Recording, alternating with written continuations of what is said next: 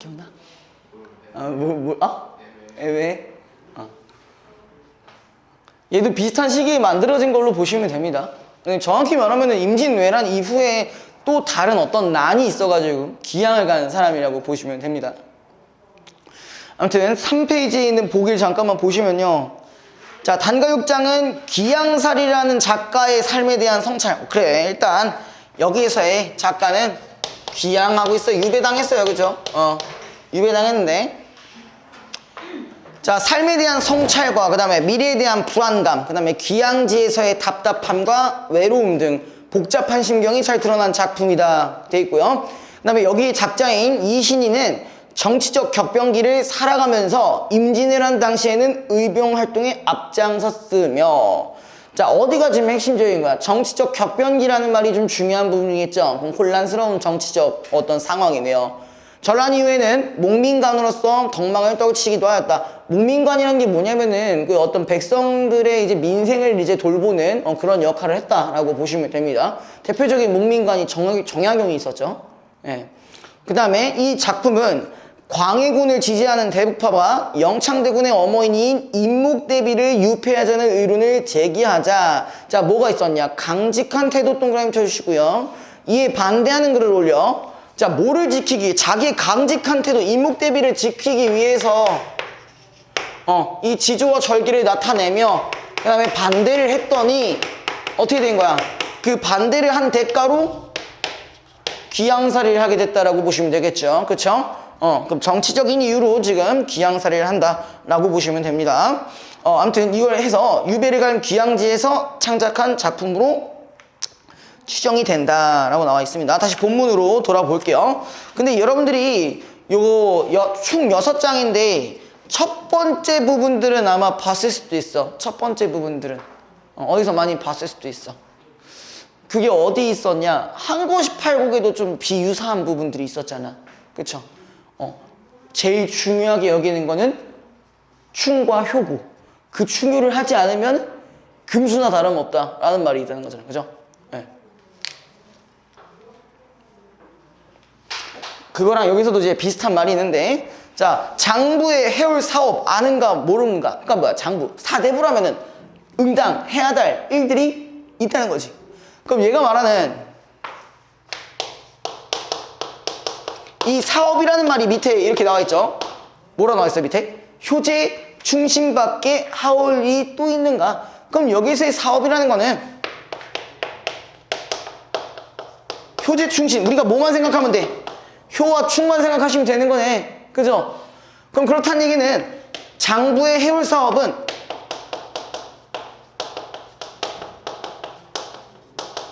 이렇게 연결이 되는 거겠죠? 됐죠? 자, 그 다음에 어지버 인도의 하올이 다만인가 하노라. 자, 우리가 보통 인간과 관련되어 있다면은 이렇게 생각하실 수 있어요. 보통 속세랑 관련돼서 생각할 수 있잖아요. 근데 여기서의 속세는 안 좋은 뜻으로 해석을 해야 될까요? 아니면 그렇지 않은 걸로 해석을 해야 될까요? 그러니까 충신으로서의 삶을 살아야 되기 때문에, 맞죠? 그렇기 때문에 이 인도가 속세의 그 마냥 안 좋은 속성만은 아니라는 거야. 내가 벼슬 생활을 할 때 이때 내가 장부가 해올 일이 다만 이거밖에 없구나. 그럼 일종의 뭐라고 보일 수도 있어. 나는 지금 충성을 다하고 있다라는 어떤 강직함을 드러냈다라고 볼 수가 있는 거죠. 그렇죠? 그럼 여기서 헷갈릴 수 있는 거는 속세가 나왔다고 해서 무조건 부정적 인식으로 생각하실 필요는 없다는 거지. 이 부분에 한해서는요. 그죠? 여기서 이제 일종의 화자의 삶에 대한 태도로 보시면 됩니다. 자, 그 다음에 그 밑에 요것도 봤을 수도 있어요. 봤을 수도 있는데, 자, 남산의 많던 소리 어디로 간단 말인가? 자, 지금 두 가지가 나와서 남산이라는 포인트가 나왔고요. 소리라는 포인트가 나왔는데, 자, 남산이 어디 있는 거예요? 서울에 있는 거예요. 그렇죠? 그럼 남산 근처라고 한다면 어디일까요? 우리가 뭘로 생각하면 돼? 자, 아까 여기 있었던 이걸 반대를 했다가 기양을 가게 됐다고 했잖아요. 이걸 생각해 봤을 때 그럼 남산은 지금 어디인 거야? 일종의 인군이 사는 궁궐이죠. 그죠? 근데 지금 솔이 나왔어요. 우리 보통 소나무도 지주와 절개 연결 가능한데 실제로 그런지를 한번 밑에 보자고요. 밑에 이런 말이 나왔어요. 자, 솔이 어디로 갔냐? 지금 없다는 상황이잖아. 밑에 난후 부근이 그다지도 날래시고, 아, 이 솔이 없어진 이유가 뭐 때문이냐? 난 후에 도끼 때문이라고 했어요. 그죠? 이 도끼 때문에 이랬대. 그럼 어떻게 된 걸까? 이 상황을 좀 바꿔보자고. 어떻게 변형을 시켜볼까?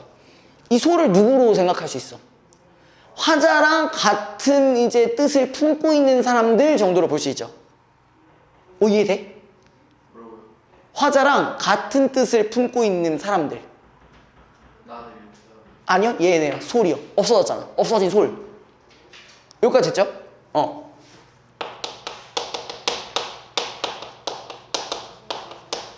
그러니까 이 도끼는 뭐야? 이 소를 어떻게 했다는 거야? 숙청을 한 거죠. 일종의. 그쵸? 뭐 유배를 보내던 죽여버리던 숙청을 하게 된 거예요. 아까 있었던 복이랑 연결이 가능한 거죠. 그래서 얘네들이 지금 현재 어떻다? 어디로 갔다? 어디로 없어졌다. 근데 밑에 두어라 우로 곧 깊으면 다시 볼까 하더라. 그러니까 뭐야? 조금만 우리가 이 시련을 견뎌내면은 언젠간 다시 보지 않겠느냐라는 부분인 거죠. 요 포인트를 조금 어려우실 수도 있으니까 이 소리라는 게 무조건 지조절제라고 보시기에는 조금 너무 일반적인 거고, 여기서는 요걸로 해석해 주시는 게 조금 더 적절하다. 근데 봐봐요. 이 상태에서 얘네가 지금 숙청을 당한 상태니까 조금만 기다리면 다시 괜찮아지겠다고 했으니까 그 다음에 기준으로 한다면, 자, 이 솔 전체적인 부분으로 봤을 때 이 솔은 일반적으로는 아니라고 했었지만 기다린다고 했잖아. 뜻이 굽히지가 않고 기다린다고 했으니까 이 맥락상으로 봤을 때는 지조절개도 생각할 수는 있어요. 그죠? 여기까지 됐어? 지조절개라는 게 말 그대로 뭐야? 시간이 지나도 뜻을 굽히지 않는다는 얘기니까 여기서 기다린다라는 포인트를 기준으로 하면은 그렇게 해석될 수는 있죠. 그죠?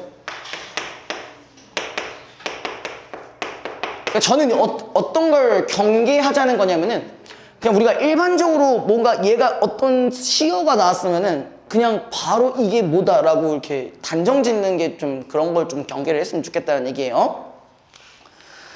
자, 그 다음에 창밖에 새우 오고 뜰가에 제비가 나니 적객의 회포는 무슨 일로 끝이 없어. 일단 적객이라고 나온 것만 봐도 뭐라는 걸 알 수 있어요. 지금 귀향을 했다라는 걸 알 수가 있는 포인트죠. 근데 우리가 이 두 행만 가지고 봤을 때 창밖에는 뭐 비가 내리고 제비도 날고 있는데 경치가 드러났잖아요. 근데 이제 내 밑에 적객의 회포라고 했으니까 감정이 들어갔겠네요. 그럼 그 두 부분은 우리가 뭐라고 볼 수 있어? 성경 후정의 구조라고 볼 수 있겠네요. 그쵸?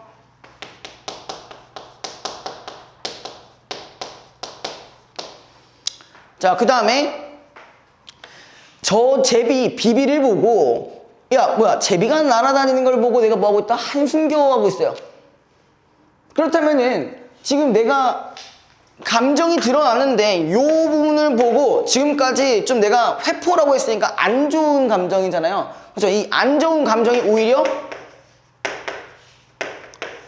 그 제비의 날갯짓을 통해 심화가 되고 있다는 걸 알 수가 있겠죠. 그 다음에 4장에 또 적객이라는 말이 또 나옵니다.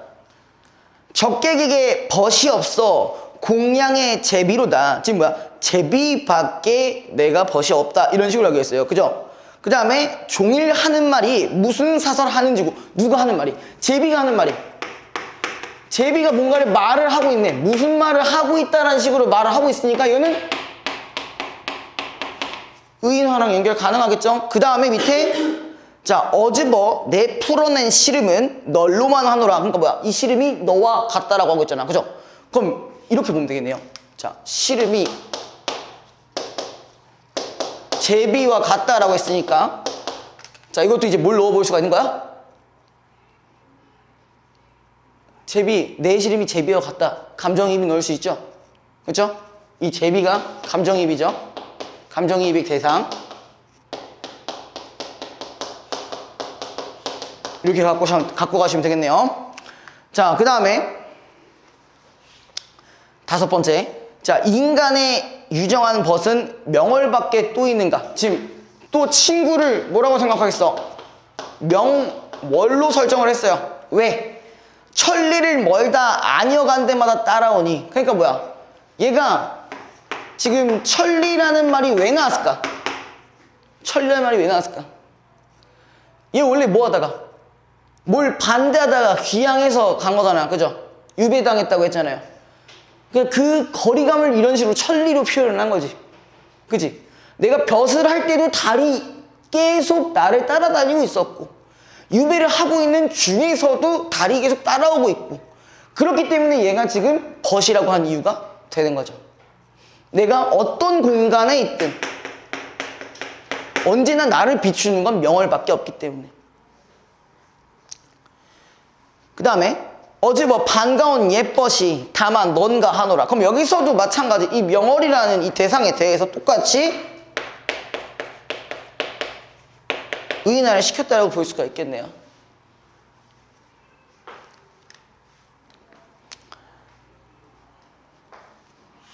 자, 그 다음에 마지막입니다. 아까도 말씀드렸지만 일반화 조심하라고 했죠. 그죠? 그럼 여기에 나오는 매화라는 또 시어가 나오는데 얘가 일반화를 할 만한 N지 아닌지를 좀 생각을 해보자고요. 자, 설월에 매화를 보러 잔을 잡고 창을 여니. 자, 다행히 얘는 지금 설월이라는 구지배기 계절적인 배경을 알 수 있게끔 하는 표지가 들어갔어요. 그쵸? 눈이 오는 달이라고 했잖아요. 그죠? 그럼 얘는 지금 이미 겨울이라는 말 설정을 해놓은 상태고, 그 다음에 매화라는 말이 또 나왔다라면은, 그럼 얘는 뭐랑은 연결이 가능하다는 얘기예요. 얘는 이제 이렇게 연결시켜도 되는 거죠. 이 말을 쓰려면은 여기에 맞는 상황들이 당연히 존재해야 돼. 그죠? 그 다음에 섞인 꽃 여인 속에 잦은 것이 향기로다. 그러니까 여기 매화 주변에 여러 가지 꽃들이 있을 거 아니에요. 근데 얘네들은 지금 어땠대? 여유였대. 다 어때? 비리비리한 거야. 겨울이니까. 그 속에 매화만 홀로 향기롭다고 한 거잖아. 그럼 이건 확실히 얘라고 연결시킬 수가 있겠네요. 자, 그 다음에 어즈버 호접이 이 향기 알면은 애 끊일까 하노라. 자, 이 호접이 뭐야? 호접. 나비죠? 그죠? 얘를 그냥 말 그대로 나비로 해석하든 뭐 임금으로 해석하든 뭐 큰 해석에 문제는 없습니다. 뭐 나비가 이제 뭐 이 향기 알면은 진짜 뭐야 애가 끊어질 만한큼 향기가 엄청 대단하다 라고 해석할 수도 있는 거고, 그것도 어쨌든 이거랑 연결이 가능한 거고, 그 다음에 임금으로 해석하도 그 내용상 어떤 맥락 부분이 달라지지는 않아요. 네, 뭐 어떻게 해석하셔도 상관없습니다. 자, 이 애란 말 뭔지 아시죠? 그래도? 뭐야? 애가 뭔데? 애가 뭔데? 그 장기, 그냥 간과 관련된 장기로 일단은 알고는 있어요, 저도. 네, 저 뭐 굳이 제가 애를 뭐 먹어볼 일은 없으니까. 돼지 간은 뭐, 아무튼. 네. 그래서 요거 같은 경우도 아마 다른 고전 시가랑 같이 나올 수 있는 확률도 좀 있기 때문에 연시조라 좀 적당하게 나오겠죠. 아예 가사 하나로 그냥 퉁치거나 할 수도 있지만 요런 식으로 2개 이상, 그리고 여러분들이 제일 싫어하는 고전 시가 2개 다음에 고전 수필까지 해서 나올 수도 있으니까 일단 알아두시면은 좋을 것 같아요. 자, 그 다음에 1번 문제 봅시다. 자, 거기 보시면요. 일길에 대한 설명으로 적절한 거네요. 1장은 물음의 방식을 통해, 자, 물음의 방식 있죠? 아는가 모르는가 또 있는가 인가 하노라 있죠? 맞죠? 그 다음에 기존의 통념에 대한 의문을 제기하고 있다. 자, 어디까진 맞고 어디까진 틀린 거야? 의미는 틀렸고 통념은 있어 없어? 통념 있잖아. 장부의 해올 사업은 효지 충신이다 라는 말이 있었잖아요. 그렇죠? 제가 하나하나 이런 식으로 지금 분해를 해드리고 있습니다. 여기서 최대한 할 수 있으면요. 자, 그래서 아까 무릎은 맞고 기존 통념에 대한 얘기도 있지만 의문을 제기한 부분이 아니다. 자, 그 다음 2번. 자, 이 장은 상징적 자연물을 통해 화자가 처한 상황을 변화시키기 위한 의지. 자, 상징적 자연물 있어 없어? 있어. 뭐야? 솔 있죠? 그쵸? 솔 있고 처한 상황을 변화시키려고 했다? 그렇다는 건 뭐야? 안 좋은 상황에서 극복 의지가 있다라는 거잖아. 그렇다기보다는 뭐야? 그냥 존버한다고 얘기했으니까 이건 틀린 거죠. 3번. 제3장은 제4장과는 달리 말을 건네는 방식을 통해 대상과의 친밀감을 강조하고 있다. 자, 3장에 지금 있어요? 말을 건네는 방식? 없어요. 그쵸? 3장에는 없고요. 4장에는 있죠. 네. 3장에는 없고 4장에는 있습니다. 내 풀어내기 싫으면 널로만 하노라. 그러니까 청자가 존재하는 거죠. 그러니까 요거는 3번도 4번만 맞습니다. 4번. 제4장은 청각적 이미지를 통해 제6장은 후각적 이미지를 통해 자연물의 특성을 부각하고 있다. 자, 4장 같은 경우는 뭐랑 관련되어 있는 거야? 그 제비가 종일 하는 말이라고 했으니까 청각적이랑 연결이 가능하겠죠. 그쵸? 그 다음에 6장 보면은 후각적이라고 했으니까 이거 매화향기랑 연결시키면 바로 나오겠네요. 그쵸? 그 다음에 5번. 제5장은 6장과는 달리 행동 묘사를 통해 자연물과 교감하고자 하는 화자의 적극적인 모습. 자, 5장 같은 경우는 이 달이 막 나를 계속 따라왔기 때문에 그런 거지 내가 달을 막 따라잡으러 한 건 아니잖아요. 그죠? 그래서 여기도 틀렸습니다. 자, 그 다음 2번. A와 B에 대한 이해. 지금 A가 뭐였냐? 제비예요. 3장의 제비고 B는 4장의 제비예요. 자, 여기에 대한 이해로 적절한 거라고 했었는데, 자, 일단 A 같은 경우는 확실히 뭐야? 내가 이 제비의 그 날갯짓을 보면서 내 감정이 심화한다는 얘기를 했었고요. 그러면 이제 4장에 있는 이 제비 같은 경우는 뭐냐? 내가 풀어낸 시름. 내가 시름을 풀어내고 있어. 물론 이제 여기 있는 제비도 그 시름을 풀어내고 있는 상황인 거잖아. 그죠? 자, 그걸 기준으로 보면요. 자, 1번. A와 B는 모두 다가올 상황에 대한 긍정적인 정만. 적어도 A는 아니죠. 그죠? 그 다음에 A와 B는 모두 문제의 원인을 외부에서 내면으로 인식한다. 뭐 이건 전혀 상관없는 거잖아. 근데 내가 잘못했다는 말 한 적도 없고요. 자, 3번. A는 화자의 입장에 공감하는 대상이 아니라 내가 그냥 아직 다른 애잖아. 얘네는 막 졸라 열심히 잘 알고 있는데 나는 왜 그러냐 이러고 있으니까. 4번. A는 화자의 시름을 깊게 만드는 대상이고 B는 화자가 시름을 풀어내는 대상이다. 이게 제일 맞는 말이겠네요. 그죠? 자, 그 다음에 3번. 자, 우리가 보긴 읽었으니까 바로 선지로 넘어갈게요.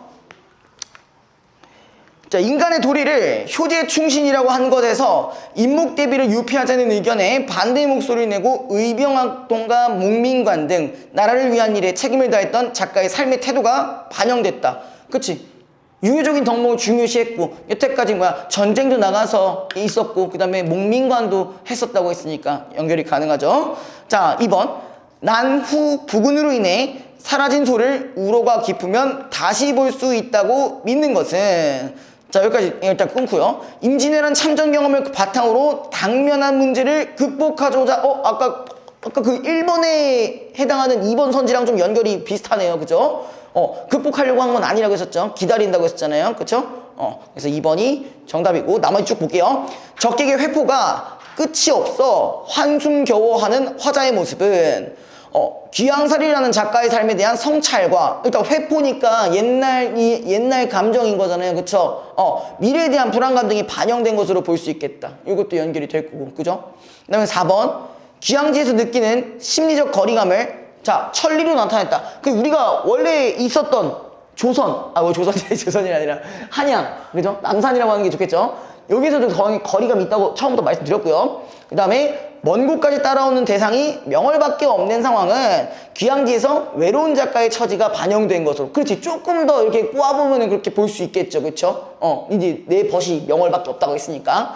그 다음에 5번. 호접에 애가 끊어질 정도로 창방매화의 향기가 짙다는 것은 작가의 강직한 태도가 상징적으로 반영됐다. 이 강직한 태도 그냥 지조절개만 바꿔주시면 끝나는 거네요. 그죠?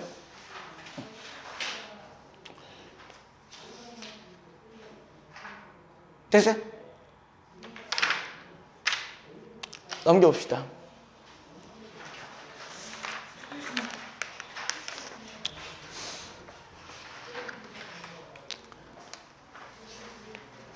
이번에 현대시에서 약간 좀 핫한 작품이 지금 이 기영도 작품이에요. 예, 얘는 좀 나올 수 있는 확률이 조금 커서 그래서 넣어놨었고, 그 뒤에도 마찬가지 요즘 좀 많이 나오는 작품 중에, 많이 언급되는 작품 중에 하나가 10페이지에 있는 가을 떡갈나무숲.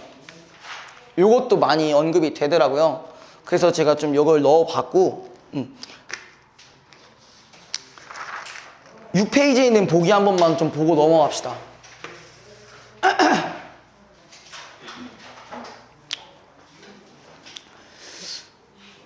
자, 첫 번째 264야, 하필 또. 264 뭐 워낙에 적극적인 저항으로 좀 유명한 사람이잖아요. 그 항상 막 고통받고 살다가 이제 그런 걸로 좀 유명한데, 자, 264의 노정기와 기영도의 질투는 나의 힘은, 자, 모두 화자가 고통스러웠던 자신의 삶을 회고하며, 일단 어떤 삶이라고? 고통스러운 삶이래요. 그리고 이거를 지금 회고를 했다고 해요. 과거를 다시 생각하고 있다라는 거잖아, 그죠? 맞죠?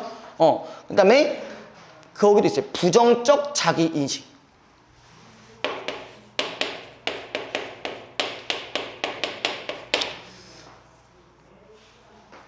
자, 요거, 자, 과거의 삶이 내가 너무 별로였다. 그리고 이 나 자체를 부정적으로 인식하고 있다. 이건 보통 어떨 때 많이 쓰이냐? 자아성찰의 시와 관련된 구조에서 많이 쓰이거든요. 기억나세요? 그때 제가 그래서 현실적자랑 이상자 얘기하면서, 현실적자는 항상 나는 멘탈이 나가 있어. 그거랑 이제 유사한 거예요. 그쵸? 어쨌든 얘도, 자, 회고라는 부분을 통해서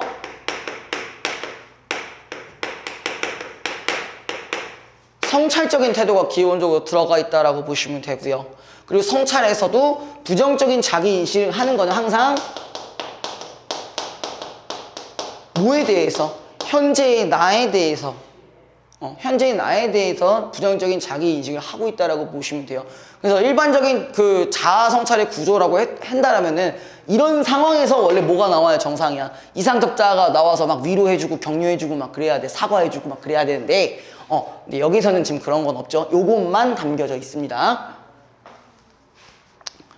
자, 그 다음에 264의 노정기에서 노정이란 거쳐 지나가는 길이나 과정이라는 의미를 지닌 말로, 화자는 자신의 지나온 삶을 회고하며 부조리한 현실 속에서 경험해야만 했던, 자, 부조리한 현실이라는 건 당연히 뭐랑 연결시키면 되겠어? 264니까 일제강점기랑 연결시켜 주시면 되겠죠. 그쵸?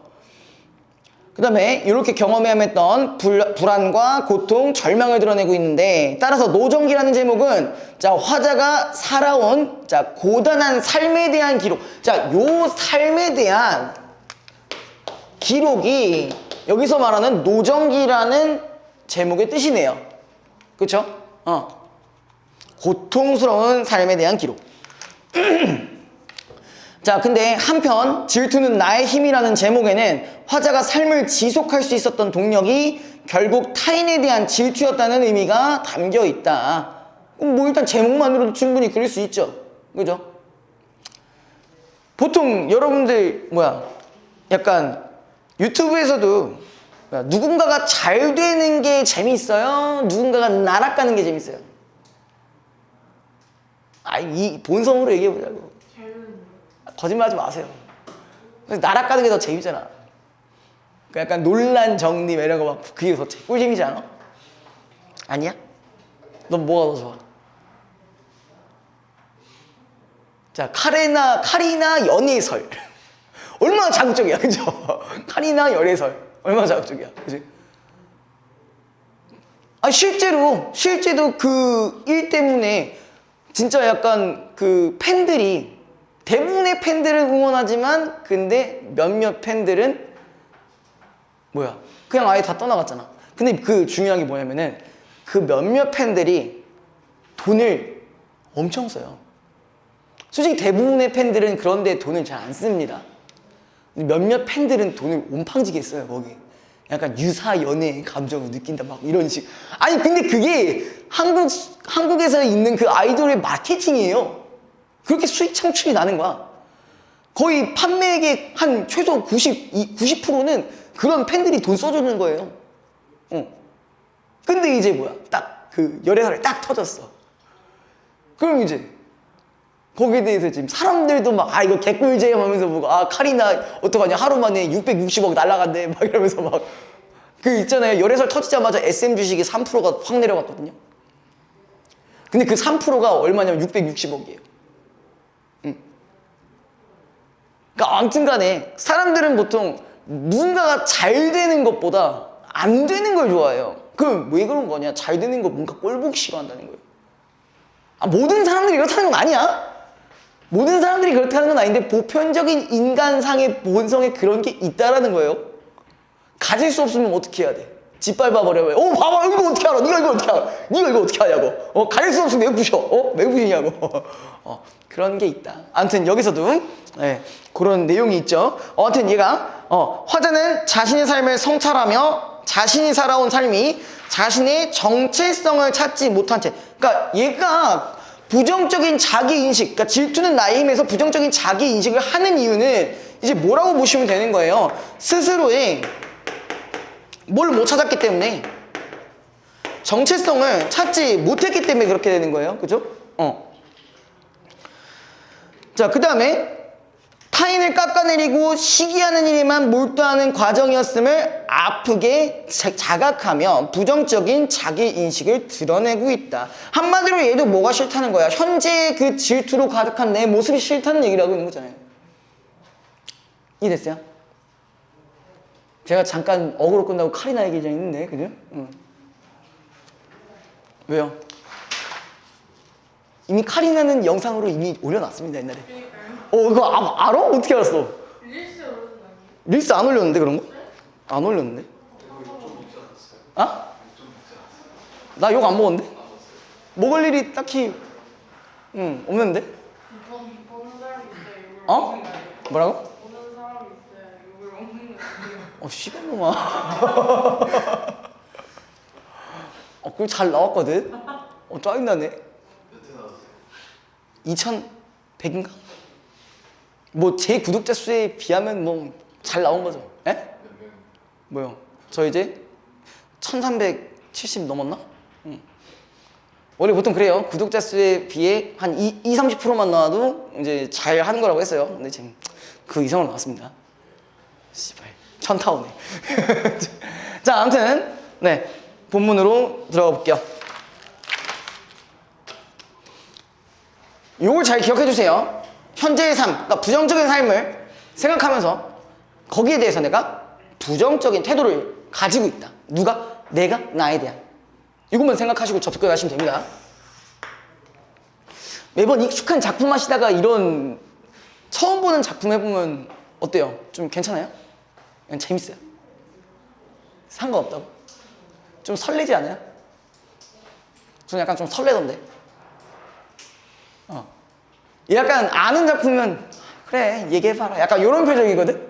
한번 얘기해봐라 얼마나 더 얘기하나 이런 표정인데, 새로운 작품은 오 씨발 뭐지? 약간 이런 느낌.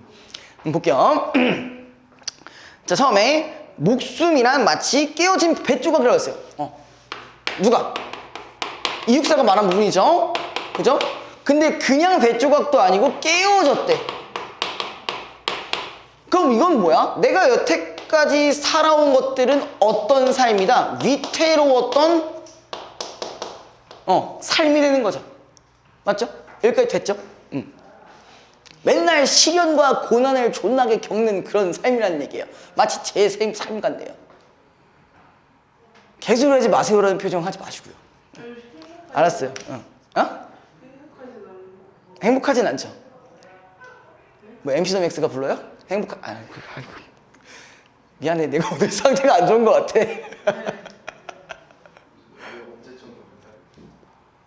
왜 그거 결혼식 축가로도 많이 잠깐만, 그걸 왜 거기다 써? 그렇게 쓰면 안 되는데 그거 큰일 나지. 아무튼 그 진짜 그러면 진짜 빌런 됩니다. 안 돼요. 그냥 장난으로 한 얘기예요. 절레절레 뭐냐고.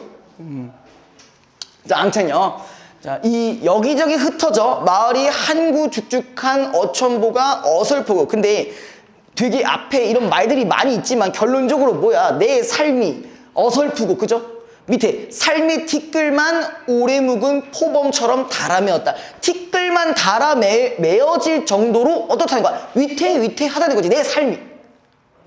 이해했어? 그럼 내 삶이 위태위태하다는 건 자체는 아까 이 부분이랑 그냥 그대로 연결 가능한 거죠.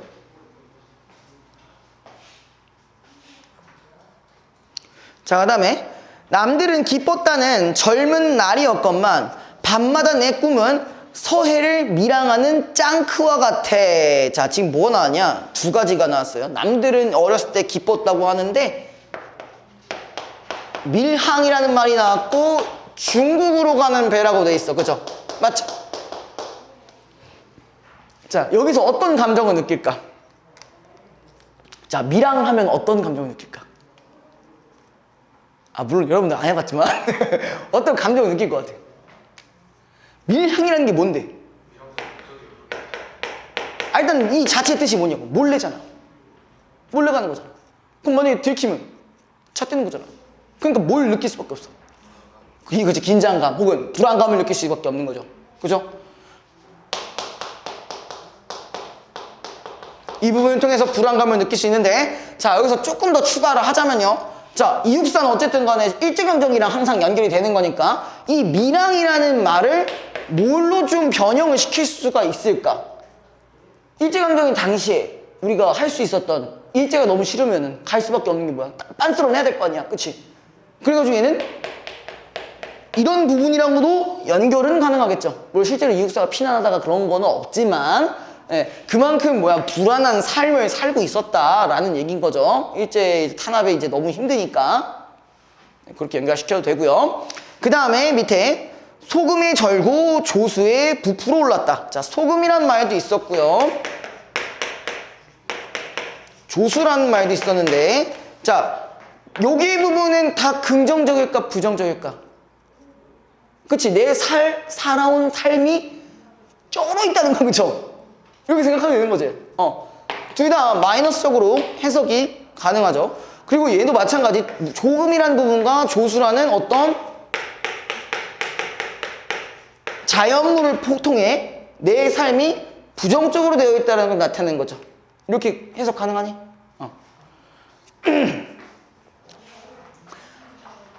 밑에 보면 볼수록 존나 애가 불쌍합니다. 자, 항상 흐릿한 밤, 암초를 벗어나면 태풍과 싸워가고, 이게 뭔 얘기야? 시련이 끝나면 또 다른 시련이 찾아오고 이렇게 되는 거예요. 그죠? 그 다음에 전설에 읽어본 산호도는 구경도 못하는, 그곳은 남십자성이 비춰주도 않는다라고 되어 있습니다. 일단 얘의 삶이 기본적으로 뭐의 연속이야? 시련의 연속이야. 그쵸? 시련이 끝날만 하면은 계속 찾아와요. 시련의 연속이에요. 그리고 그와 동시에 뭐가 나냐면은, 자, 산호도라는 말이 나왔어요. 전설에 읽어본 산호도라면은 그건 뭐겠어? 우리가 원하는 것들이잖아. 뭘로 변환이 가능해? 이상이랑 연결이 가능하죠. 그죠? 근데 우리가 이상이나 이런 것들은 찾아볼 수가 있다고 했어, 없다고 했어요? 이상을 다른 말로 바꿔서 희망을 찾아볼 수가 없는 상황이야. 그럼 요 시련이 연속되고 있다는 거는 우리가 현실을 말해야 할 거고, 그쵸? 현실을 말하고 얘는 이상에 해당하는 거니까 이걸 다 찾아볼 수가 없다는 거죠, 그쵸? 이거 이해됐어요?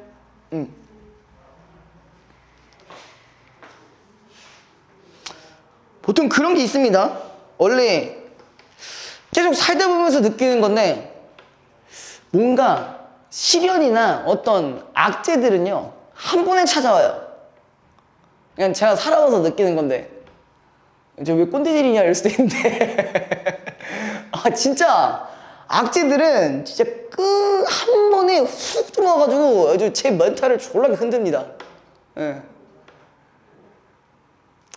좋냐? 남자친구? 자, 아무튼 그런데 이제 반대로 뭔가 행복한 것들은 한 번에 안 들어와요. 되게 찔끔찔끔 들어온다. 찔끔찔끔 지속적으로 이렇게 들어오는데, 그러니까 존나 행복해지긴 되게 쉽지가 않은데 그놈의 시련은 왜 이렇게 한 번에 들어오는 건지 아주 그냥 죽겠습니다. 내 신세한테 하는 거예요. 자, 아무튼 여기서도 이런 말을 했다. 그 다음에 이제 근데 여기 밑에 남십자성이 비춰주지도 않는다라는 건 우리가 희망 자체를 찾아볼 수가 없는 상황이라는 얘기죠. 그죠? 그 다음에 자, 쫓기는 마음, 지친 몸이길래 내가 지금 부정적인 상태고 부정적인 상황이잖아. 그쵸? 그런 상황에서 그리운 지평선을 한숨에 기울으면은 이 그리웁다라고 하는 거니까 일종의 얘는 뭐라고 볼 수 있어? 이상 희망 정도로 볼 수 있죠. 그리운 거니까. 연결되니? 안 적어도 돼? 안 적어도 돼? 알겠어. 자, 그 다음에 그런 상황에서도 밑에 시궁치는 열대식물처럼 발목을 에웠었다. 야, 씨, 내가 지평선을 오르려고 하면 또 씨발 또 나를 자꾸 붙잡어. 좀 살만하면 자꾸 붙잡고 살만하면 붙잡고 이런다는 거예요. 그죠? 그럼 여기까지 나와 있던 사람들은 계속 다 부정적으로 인식하고 있다라고 볼 수 있는 거죠. 고난과 시련의 연속이라고 했었고. 자, 그 다음에 새벽 밀물에 밀려온 거민양 다 사가 빠진 소라 껍질에 나는 붙어왔다. 자, 그냥도 아니고 그러니까 내가 나름대로 어떤 껍질 속인데 매우 약해요. 그쵸? 약한 곳에 붙어왔다고 했으니까 이것도 마찬가지 위에 언급했던 위태로운 삶이고 불안한 삶이 되겠죠. 그죠?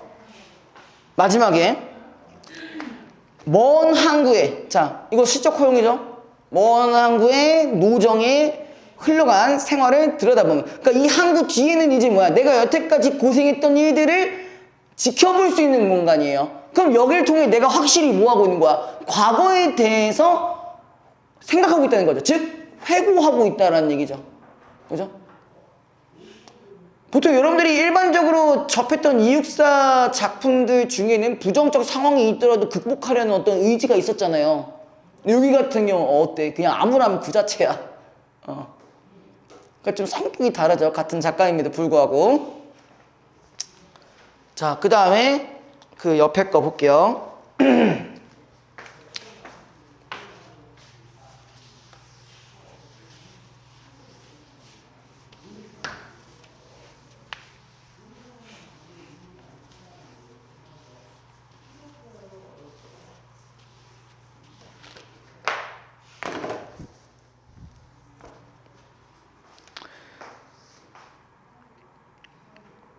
자, 나에서 보시면요. 자, 아주 오랜 세월이 흐른 뒤에 라고 돼 있어요. 아주 오랜 세월이 흐른 뒤에. 그럼 여긴 어떤 시점이에요? 미래 시점이죠. 그죠? 이 작품이 일단 미래를 먼저 가정을 해버립니다. 물론 오지도 않은 거지만. 자, 여기서 힘없는 책갈피는 이 종이를 떨어뜨리리 라고 돼 있어요. 그럼 여기에 나와 있는 이 미래 시점에 해당하는 어떤 종이라는 것은 어떠한 기록이라는 것일 거고, 그러니까 한마디로 과거에 대한 기록이라는 얘기잖아. 그죠? 과거에 대한 기록이니까 여기 부분에 성찰적인 부분들이 좀 많이 나와 있겠죠? 그죠? 자, 그때 내 마음은 너무나 많은 공장을 세웠으니 어리석게도 그렇도록 기록할 것이 많았구나. 자, 여기 부분이 미래를 가정하면서 과거를 생각하는 거죠. 그때 당시에는 마음에 너무나도 많은 공장, 뭔가 이런저런 생각이 많았다는 얘기죠. 그죠? 그 다음에 구름 밑을 천천히 쏘다니는 개처럼, 자, 개처럼 동그라미 치시고요. 지칠 줄 모르고 거기 밑줄 공중에서 머뭇거렸구나. 그럼 개처럼 공중에서 머뭇거렸구나 만 생각하시면요, 그럼 내 과거 시절에는 어땠단 얘기예요? 방황을 하고 있었다고 볼 수 있죠. 맞죠? 그러니까 내 과거의 삶은요, 방황을 했습니다. 그러니까 지금 미래를 기준으로 봤을 때 그때는 너무나도 마음에 공장이 많았고, 그러니까 마음이 너무 복잡했고 너무 방황을 많이 했다라는 것에 성찰적 태도로 바로 연결이 가능한 거죠. 됐어? 미래도 가정했으면 과거가 아니라 지금인 거 아니에요? 미래에서 상대적으로 과거란 얘기지. 그러니까 물론 그 과거는 현재인 거고. 왜? 이게 상대적인 의미잖아. 왜 딱 현재, 과거, 미래 막 이렇게 해줘야 돼? 그럼 앞으로 현재로 해줄게 지금 여기서 알겠지? 현재로 해줄게. 그럼 이 기록은 현재고요. 그러니까 이거랑 비교했을 때 과거란 얘기지. 이건 현재의 나예요. 현재의 내가 난 지금 미래에 있다라고 생각하고 하는 거야, 알겠죠? 그리고 한마디로 뭐야? 현재 지금 나는 뭐 하고 있다는 거야? 방황하고 있다는 거예요. 알겠죠? 됐어? 맞춤형 가능? 내가 가능해줬잖아. 가능했어요. 예. 자, 그 다음에 밑에. 자, 나 가진 거, 뭐밖에 없대? 탄식밖에 없대. 방황을 했고요. 그 다음에 내가 가지고 있는 거는 부정적인 것들 밖에 없대요. 그죠? 왜? 여기 비염들이 너무 많으신 건가? 자, 쭉 할게요. 저녁거리마다 물끄러미 청춘을 세워보고 살아온 날들을 신기하게 세워보았으니, 자, 이 살아온 날들을 세워본다는 얘기는 뭐야? 마찬가지로 또 이전까지, 아이씨 이거 말 헷갈리네 또 씨. 이전까지 있었던 일들을 다시 뭐야? 성찰을 해본다고 생각해본다는 얘기잖아요. 그쵸? 자, 그 다음에 그 누구도 나를 두려워하지 않았으니, 자, 여기 부분이 중요해져. 내 희망의 내용은 질투뿐이 없구나. 한마디로 뭐야? 자기에게 살아갈 수 있는 희망은 뭘밖에 없었다? 질투밖에 없었다. 근데 이 질투라는 말 기준으로 갔을 때 뭘 찾지 못하고 있었냐? 이런 상황이었던 거죠. 스스로 정체성을 찾지 못했었던 그런 상황에 대해서 부정적 자기인식을 했다 했잖아요. 그죠? 그 다음에 그리하여 나는 우선 여기에 짧은 글을 남겨둔다. 자, 여기까지가 이제 뭐야? 종이에 대한 기록이에요. 아까 그 미래 시점에 나오는 그 종이에 대한 기록이 이런 거예요. 이해했어요? 미래를 이건 좀 미친놈이네요. 미래를 왜 가정에서 이런 거 만들고 있어. 그죠? 근데 우리가 이렇게 생각해보자고. 보통 과거 같은 경우는 여러분들이 생각하면은 막 어때? 항상 막 잘했다고 생각하는 것보다는 약간 막 이불킥 할 거 존나 많잖아. 그런 느낌이라고 보시면 돼요. 네, 저도 이불킥 많이 찾죠. 예. 괜히 고백 잘못 박았다가 막. 왜 웃는 거죠? 왜 웃으시는 거죠? 막 중학생 때 막 벽치기 하다가 괜히 다 뗄 뻔했고. 예. 그게 뭐야? 네, 그런 적이 있습니다. 초등학교 때 순수한 마음으로 빼빼로를 드렸는데, 그것도 나름대로 좀 비싼 거였는데, 그 다음날 바로 쓰레기통에서 발견되고, 얼마나 이불킥이겠습니까? 그러니까 내 과거에 대해서 좋게 생각할 수가 없는 거야. 그놈의 내 삶에 대한 얘기 존나 얘기하네. 자, 아무튼 밑에. 나의 생은 미친 듯이 사랑을 찾아 헤매었으나 단 한 번도 스스로를 사랑하지 않았노라 라고 되어 있어요. 그러면 결국은 내가 아까 얘기했던 이 스스로의 정체성을 찾지 못했기 때문에 여태까지 삶을 어떻게 살았다는 거야? 질투로 살아왔다라는 거죠. 오케이? 왜 나 불쌍하냐? 뭐 어쩔 수 없지 뭐. 그쵸? 더러운 외모지상주의 어쩔 수 없습니다. 비관적이고. 응? 그렇게 비관적이게 되셨어요. 언제? 저운주는 되게 희망차게 있어요. 아니 지금 여기 내용이 비관적이니까 나는 이게 말하다 보니 그렇게 된 거지 뭐 내가 비관적이 된 게 아니잖아요. 예. 그러니까 여기 관련돼서 얘기를 하다 보니까 이렇게 된 거죠. 행복해요. 예. 뭐 행복합니다. 예? 맞아요? 뭐가요? 행복한 거. 그 이슈가 있긴 해요. 예, 행복한 이슈 있어요. 예. 진행 중이에요? 네, 진짜 하기로 했다니까 왜 자꾸 그래? 뭐라는 거예요? 이 얘기했잖아. 왜 웃는 거지? 아니 왜 뭐 연애 시작했다고? 막 진짜라고 왜 못 믿어? 믿어요. 됐다 이 자식아. 아무튼요. 자, 이거 관련해서 문제 바로 볼게요. 자, 기억 미음에 대한 이해로 적절하지 않은 것은, 자, 일단 기억부터 보면은 이제 뭐야? 이거 실현이 계속되고 있다고 하는 거죠. 그쵸? 실현이 벗어나면 또 계속되고. 자연물과 자연현상을 활용하여 화다에 고단했던 삶을 표현하고 있다. 자연물은 뭐 있어요? 암초 있었죠? 자연 현상은 태풍이 있었죠? 이 정확하게 연결되네요.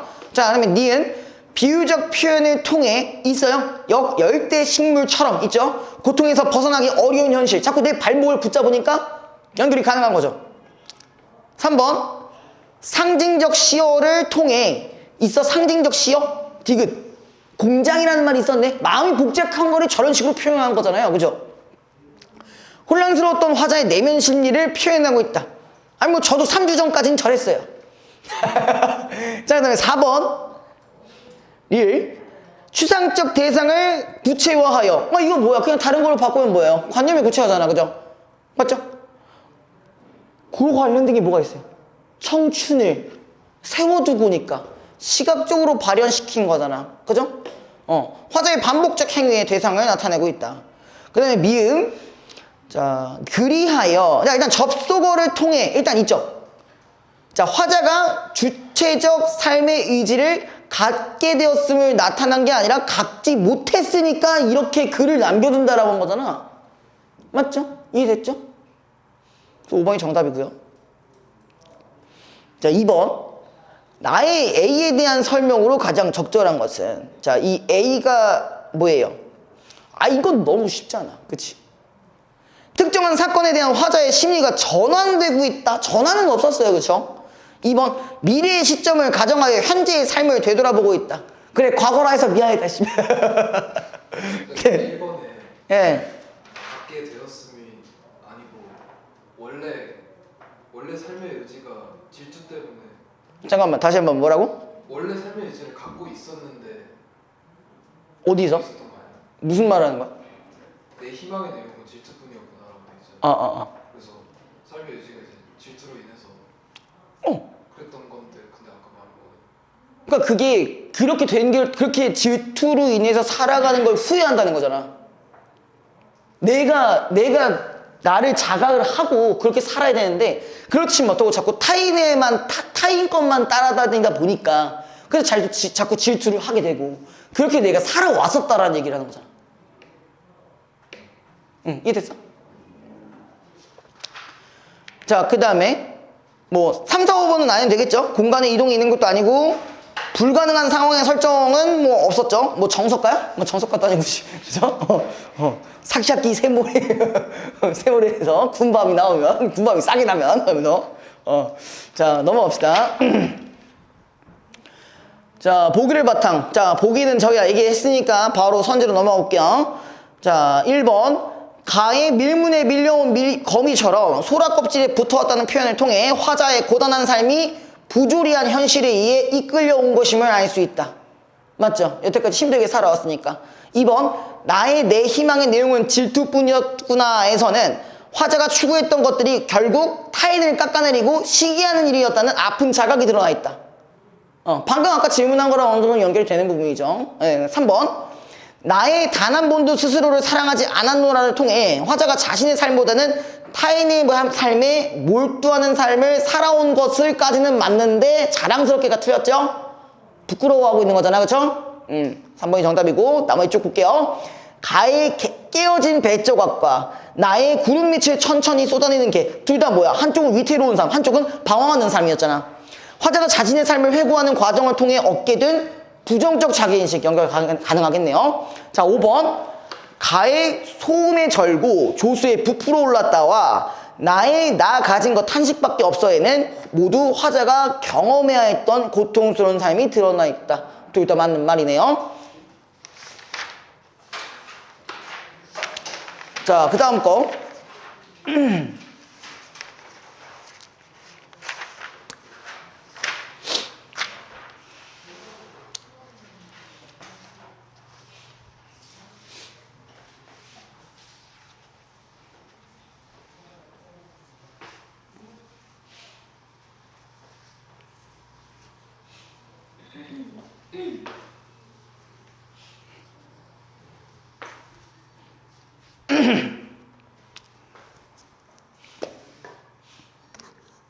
거기 11페이지 3번 먼저 볼게요.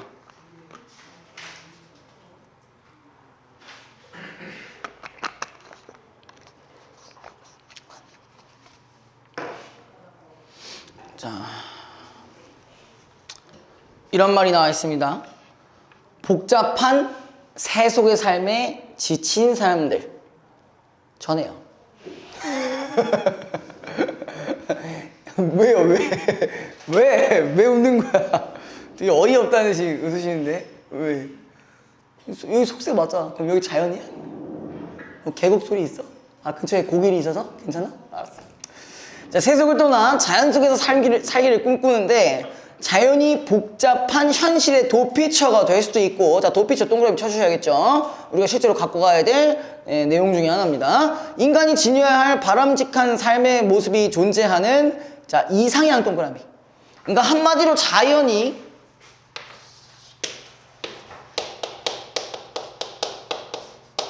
도피처가 되거나 혹은 이상향이 되어야 된다는 얘기를 하겠네요. 근데 이거 우리가 고전 시가에서 배웠던 자연 친화적 그런 작품들이랑 별 다를 게 없네요, 내용이. 그렇죠? 그렇게 따지면 맞죠? 다만 어떤 식으로 표현되는지를 보시는 게 제일 중요하겠네요. 가에서 사는 인간을 좋아하는 친근한 존재 동그라미 쳐주시고요. 그 다음에 자 인간이 추구하는 덕성을 가지고 있어. 거기 밑줄 쳐보자. 인간이 추구하는 덕성. 그럼 그렇다는 얘기는 이 산을 의인화했을 가능성이 존재하겠네요. 그렇죠?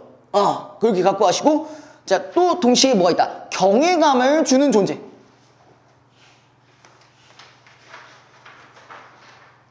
그러니까 뭐야? 인간적인 덕성이 경외감이랑 연결된다는 거죠. 오케이? 나에서 계절의 변화에 따라 달라진 떡갈나무 숲. 자, 계절의 변화까지 얘기한 거 보면 뭐 이제 우리가 순행적 구성도 생각해 볼 수 있겠죠. 그쵸? 이런 것들을 하나하나 집어 넣으시란 얘기입니다. 자, 바람직한 덕성을 발견할 수 있는 공간이자, 자, 자연과 교감하여 일체감을 느낄 수 있는 교관. 여기서 또 뭐가 나왔어요? 우라일체는 나오겠네요. 여기 어딘가에. 그쵸? 우라일체랑 관련된 내용이 나올 수 있겠네요. 근데 여러분들이 이제 고전 시가로만 접하는 자연 친화를 보시다가 이걸 보시면 좀 느낌이 다르실 것 같아서 그래서 요걸 좀 넣어놨습니다. 그리고 우리가 여기서 확장해서 이 자연물들 중에 인간적인 덕성이 있는 것도 있었다. 근데 그런 덕성과 관련된 자연 친화적인 시가 하나가 몇 가지가 있었어요. 가장 대표적인 게 매화사, 오우가. 들어본 적 없죠? 있어 없어?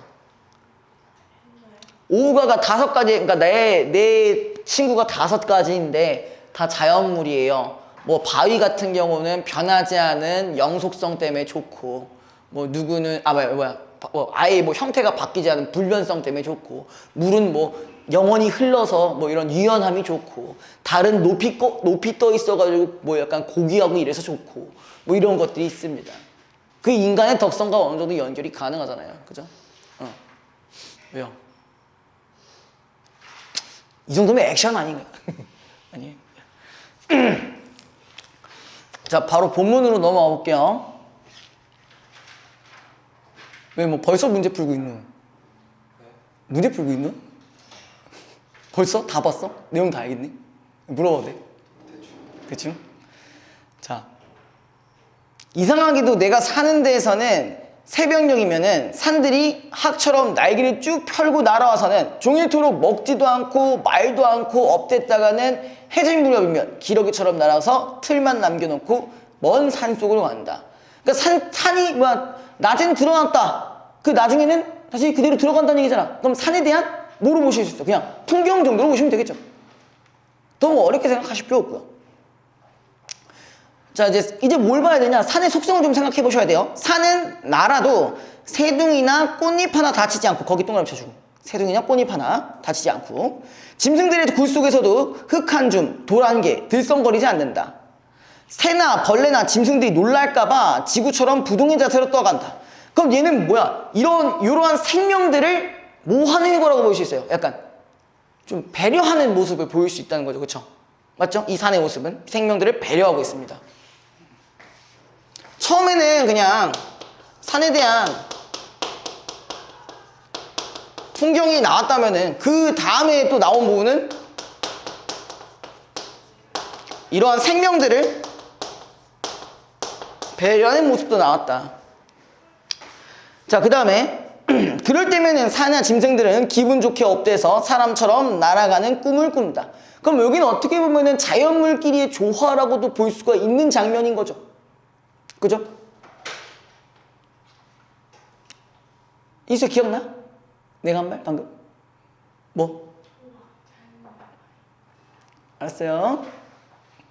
자, 3번. 그 다음에 밑에 산이 날 것을 미리 알고 사람들이 달아나면은 언제나 사람보다 앞서 가다가도 고달프면 쉬란 듯이 정답게 서서 사람이 오기를 기다려 같이 간다. 자, 그러면 이제 이게 이 생명을 배려한다는 게 자연물만 있는 게 아니라 누구까지 확정이 되는 거야? 사람까지도 확정이 되는 거죠. 자, 그 다음에 산은 양지바른 쪽에 사람을 묻고 일단 거기 묶어주시고요. 높은 꼭대기에 신을 매신다 부분도 묶어주세요. 그럼 그 포인트가 이제 뭐라고 보시면 돼요? 어떤 인간의 속성과 유사하다라는 부분이랑 연결이 가능한 거죠. 그쵸? 인간의 덕성과 혹은 인간의 속성과 유사하다. 그 다음에 산은 사람들과 친하고 싶어가지고 기승을 끌고 마을에 들어오다가도 자, 거기 동그라미 사람 사는 꼴이 어수선하면 자, 물론 인간들이랑 친하게 지내긴 하는데 사람들이 뭔가 잘못했대. 보통 이거는 어떤 거에 대한 잘못일까요? 자, 산이 자연물이니까 이제 뭐랑 반대가 되는 거예요? 속세와 반대가 되는 거죠. 그럼 어떻게 보면은 사람들이 약간 어수선하게 산다는 얘기는 어떤 세속적인 가치를 너무나도 중요시하다 보면은, 그죠? 이렇게도 연결이 가능하겠죠. 이런 걸 한마디로 뭐야? 싫어한다는 거예요. 밑에 달팽이처럼 대가리 들고 슬슬 기어서 도로 험한 봉우리로 들어간다. 그러니까 인간들이 세속적인 가치를 표현하는 거에 있어서 이 산은 싫어한다는 얘기예요. 됐죠?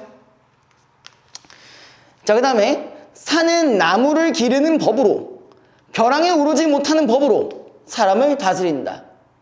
그럼 이렇게 다스린다는 말을 봤을 때 우리가 신적인 존재로도 생각을 해볼 수 있는 거고, 그리고 아까 그 부분 신적인 존재라고 한다면 경외감이랑도 연결이 가능한 거죠. 거기부터. 그죠? 자, 그 다음 밑에 산은 울적하면 봉우리가 되고 물소리를 듣고 싶으면 깊은 계곡이 된다. 일단 뭐 요거는 대국법이겠네.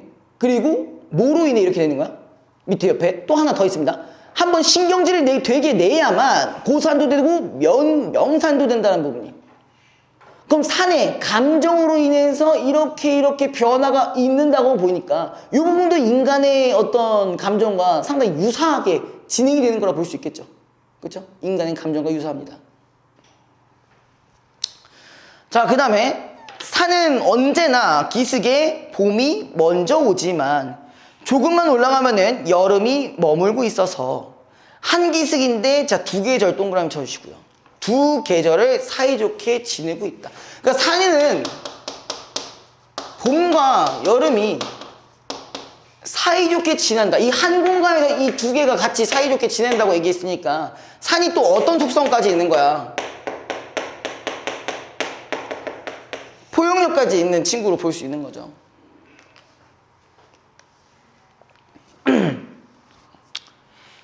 됐나요? 이제 가 부분 끝났습니다. 자, 나 부분 볼게요. 자, 떡갈나무 숲을 걷는다. 떡갈나무 잎은 떨어져 너구리나 오소리의 따뜻한 털이 되었다. 자, 이미 떡갈나무 잎의 역할이 좀 중요해진 것 같아요. 그죠? 뭘까요? 일단 따뜻한 털이 됐다 라는 부분도 있었고, 그 다음에 아니면 쐐기집이거나, 그리고 벌레들의 아래집이 되었다 했어. 그러면 떡갈나무 잎은 누군가 살 수 있게 만들어주는 일종의 안식처로 볼 수 있겠죠. 그렇죠? 떡갈나무 잎의 기능이 안식처.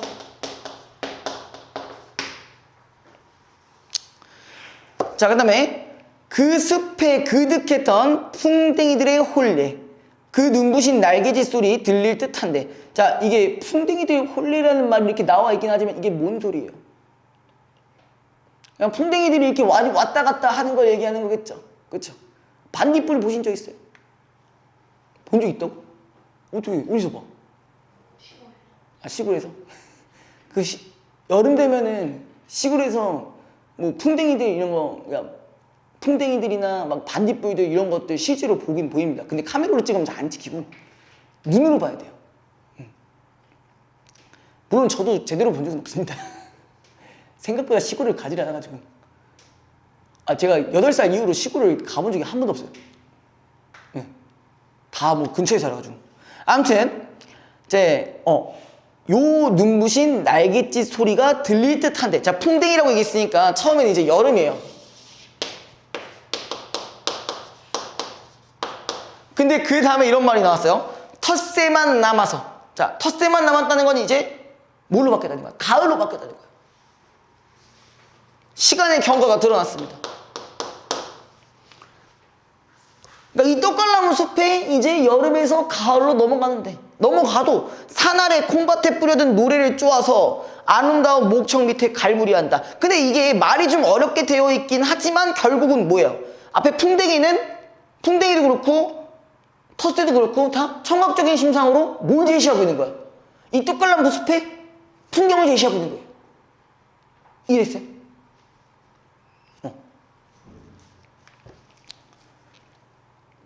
왜? 자, 그 다음에 나는 떡갈나무 잎에서 노루 발자국을 찾아본다. 그러나 벌써 노루는 더 깊은 골짜기를 찾아 겨울에도 얼지 않는 산울림이 떠내려오는 골짜기를 찾아 따라갔다. 자, 겨울에도 얼지 않는 곳이 있어? 잘 없죠? 그럼 여기를 뭐라고 볼 수 있을까? 이상적인 공간으로 볼 수 있는 거죠. 그쵸? 물론 여기도 풍경을 발견을 한 건 한데, 노루가 그쪽 방향으로 간다라는 것 자체는 이상적인 공간을 가고 있다는 얘기예요.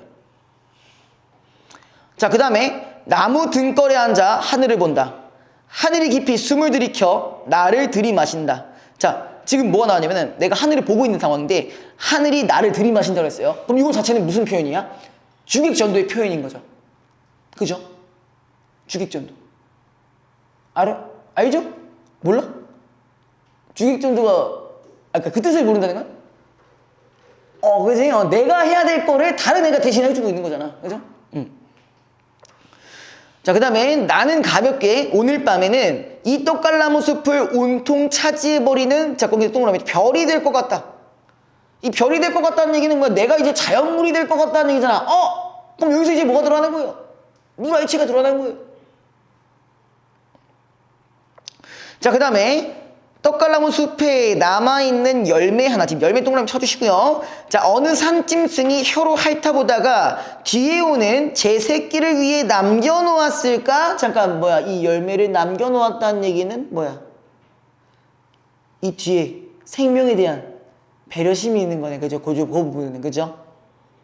그 순한 산짐승의 뭐 젖꼭지처럼 뭐가 열매가 뭐 까맣다 라면서 이제 끝났나요? 더 있어요. 하나 더 있습니다. 예.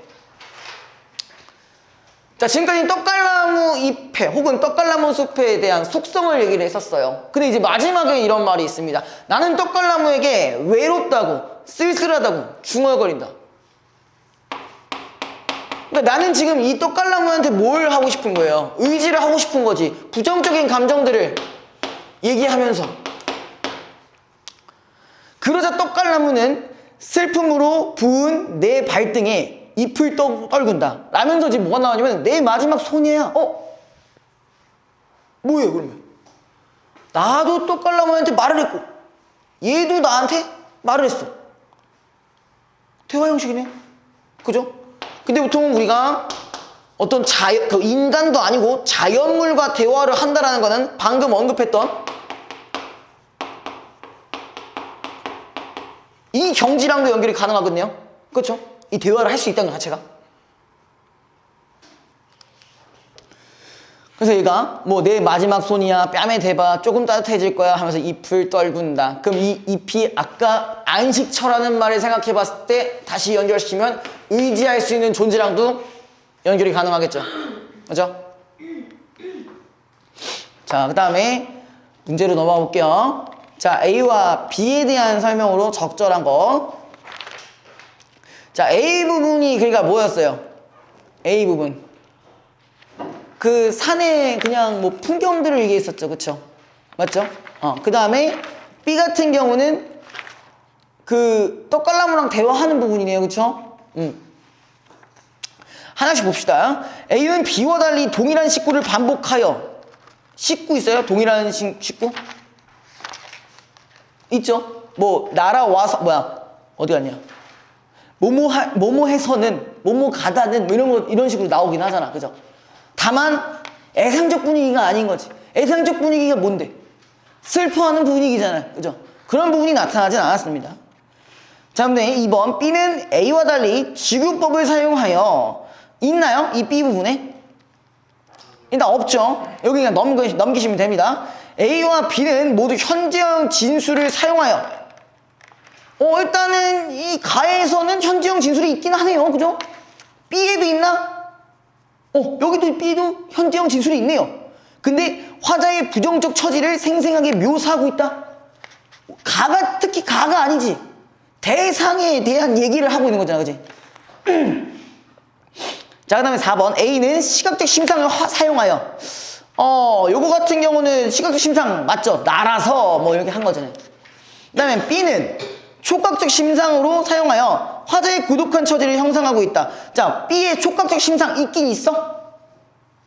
뭐 어떻게 보면은 뭐 뺨을 대보라는 뭐 이런 부분이 그렇게 보일 수는 있지만 뭐가 없어요? 고독한 처지가 없죠.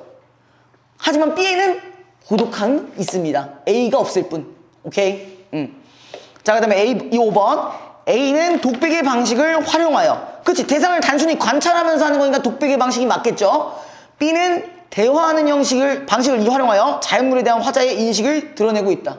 둘 다 맞는 말이네. 5번이 정답이죠? 그래서 맞았니? 올. 그 다음에 2번. 기억 미음에 대한 이해로 적절하지 않은 것은, 자, 기억이 여기가 어디냐? 세속적 가치를 이제 하다 보면은 거부한다는 얘기네. 그죠? 세속에서의 삶처럼 자연의 삶도 고될 수 있다는 뭔 화자의 쌉소리의 생각이죠?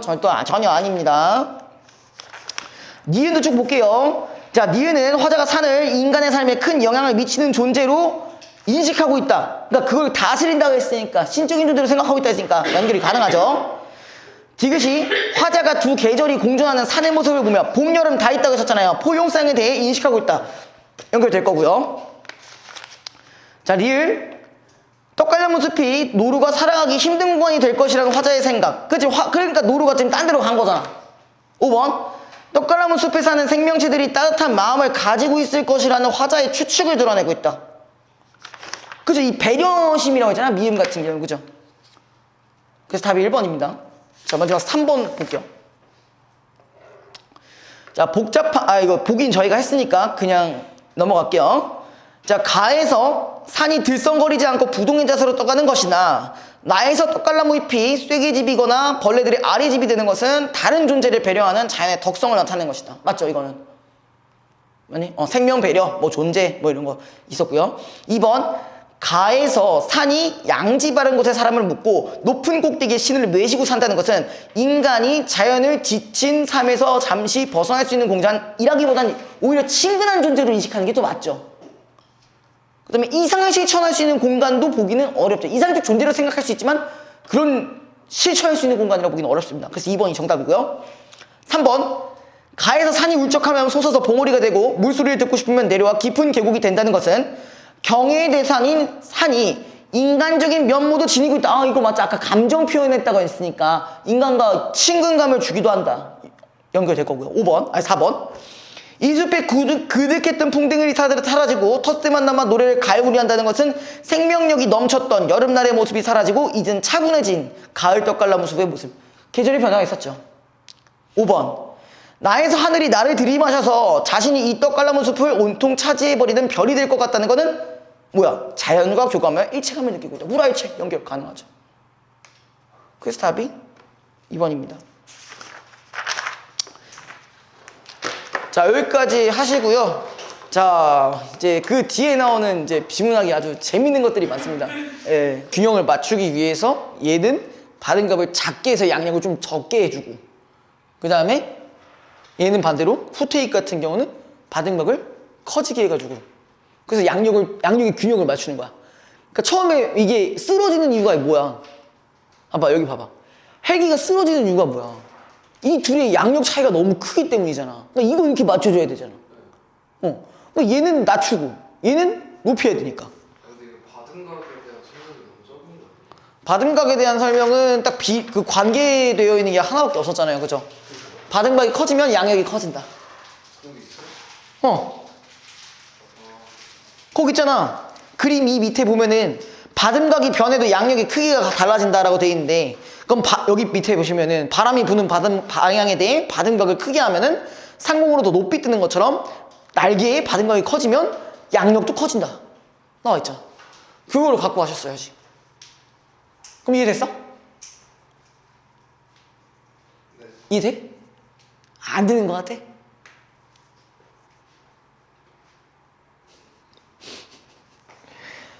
자, 방금 내가 얘기했던 거, 아이씨, 안 지웠네? 아, 배고파. 배고프다고. 지금 방금 그림 이 밑에 이 받음각에 대한 얘기가 나왔잖아. 받음각이 커지면 그 밑에 그 밑에서 두 번째 줄 보시면은 일반적으로 날개의 받음각이 커지면은 속도차가 커져서 양력도 커진다는 말 있잖아. 보여 안 보여? 보이죠? 그러니까 받음각이 커지면 양력이 커진다. 일단 이거 하나 갖고 간 상태에서, 자, 근데 이제 어떤 경우야? 니은 같은 경우잖아요. 근데 니은을 하기 전에 어떤 문제가 먼저 발생했어. 받음각이 같아버리면은 전진익 쪽의 양력이 커지고 후퇴익 쪽의 양력이 작아진다는 말이 있었잖아. 그럼 그거를 균형을 맞춰서 복구를 하려면은 전진 쪽에서는 뭐 해줘야 돼? 양력을 낮춰줘야 되는 거잖아. 그 반대로 이제 후퇴익 같은 경우는 양력을 높여줘야 된다는 말을 방금 거기서 균형을 맞춘다는 얘기를 했잖아. 양력의 균형을 맞춰야 된다고. 그럼 이걸 기준으로 봤을 때 받음각을 기준으로 한다면은 얘가 나눠질 거면 당연히 받음각도 낮아져야지. 그리고 반대로 얘 같은 경우 양력을 올려야 되니까 받음각도 높여야지. 이해됐어? 별거 아닌 키워드로 저런 식으로 문제가 나올 수도 있다고. 물론 얘는 이제 주관식이지만 객관식으로도 충분히 낼 수 있는 문제지. 그러니까 하나하나 키워드 잘 봐야 돼요. 기억은 괜찮죠? 기억. 그거 있잖아. 풍합이 아니라 동합이었나? 동합이랑 정합 그거 아니야? 그죠? 동합이 높아지면 정합은 낮아지잖아. 반대로 낮아지면 정합이 높아지고. 그 얘기죠. 문제가 좀 불친절하네. 원래도 이래. 기억이랑 기억을 조금 더 길게 빗줄을 쳐놨으면 했을 거예요. 아, 근데 이제 이거의 의도가 뭐냐? 니은만 모으시고 하면 안 된다는 얘기지. 양력의 균형을 맞춰야 된다고 했으니까. 그 위에 어떤 문제가 발생했고 이렇게 되면 균형이 맞춰지게 되는 거잖아요. 그러니까 이걸 개선해야 되려면 어떻게 해야 되는 거냐를 이제 물어보는 문제니까. 그래서 좀 어려웠던 거고. 1번은 쉬웠죠? 4번? 뭘로 바꿔야 돼? 양력이 더 낮은 쪽으로 기울어지는 거니까 후퇴익이죠.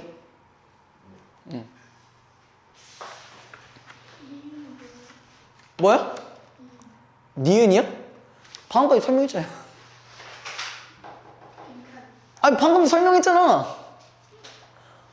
받음각이 어떻게 해야 된다고? 양력이 적어져야 되니까 작아지고, 반대로 얘는 양력이 커져야 되고,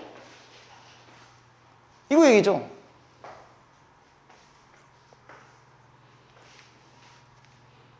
신박했죠? 재밌는 질문이었습니다.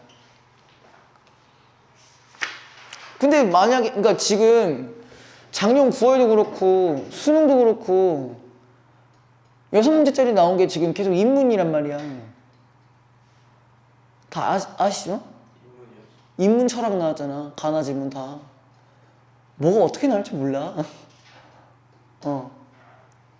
과학으로 나오더라도 이전에 무슨 기체 크로마토그래피 뭐 이런 거 나왔고, 뭐 수정 진동자 나오고, 막 이번에 수능 때는 데이터 처리 방법, 뭐 그 이상치랑 결측치 이거 나왔잖아.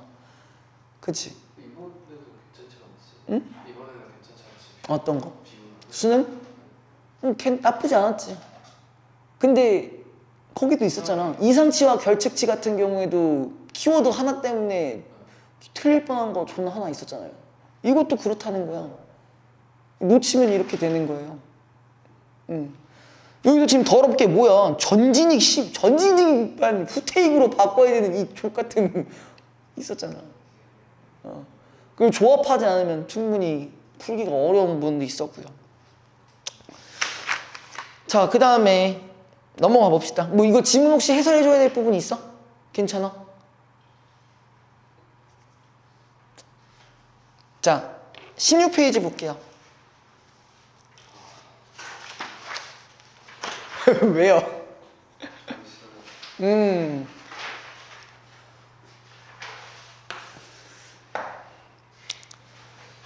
이거 되게 유사한 지문이 또 하나 있었죠. 내가 아까 잠깐 얘기해 주긴 했었는데. 그거 있잖아. 고려의 역사를 그대로 쓰느냐, 명분에 맞게 고쳐 쓰느냐. 이 문제 기억나요? 아마 2021년도였나? 그랬던 것 같은데. 이런 게 있었어요. 그러니까 역사서를 만드는 목적 자체가 어떤 특정 왕조가, 어떤 국가가 생기는 것에 대한 정당성을 부여한다는 말이 있었거든요. 그때 당시에. 네. 그게 있었고, 여기도 지금 거의 비슷해요. 마찬가지야. 근데 여기에 또 뭐가 들어가 있냐면은, 여긴 더 재밌는 게 여기에 그것도 있어요. 제1론도 들어가 있어. 제1론 기억하세요? 제1론이 나온 그 지문이 그 뭐 있잖아. 과정의 인지이론. 그거랑, 그러니까 과정 1, 2, 3, 4 나오고, 그 다음에 제1론 나왔잖아. 여기서도 제1론이 나오고, 거기서도 그 중에서도 천인 감흥론이 나왔어요. 군주가 잘못하면 하늘이 반드시 벌을 내린다. 그 내용 나왔어요. 그래서 나름대로의 지금 소재를 잘 섞어 놓았다는 그런 의의가 좀 있습니다. 아무튼 가보자고요. 나 분명 11시에 밥 먹었는데 왜 이렇게 배가 고프지?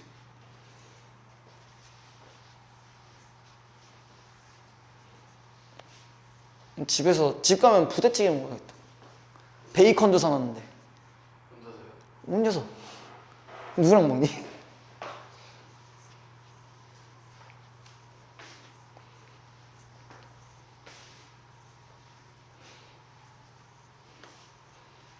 일요일 날에 집에 들어가면은 같이 놀아줄 사람이 아무도 없어요, 일단.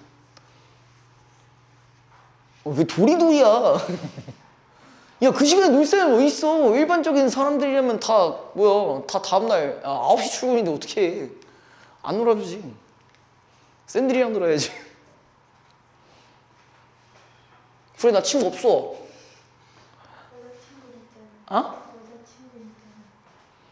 그건 그렇긴 한데.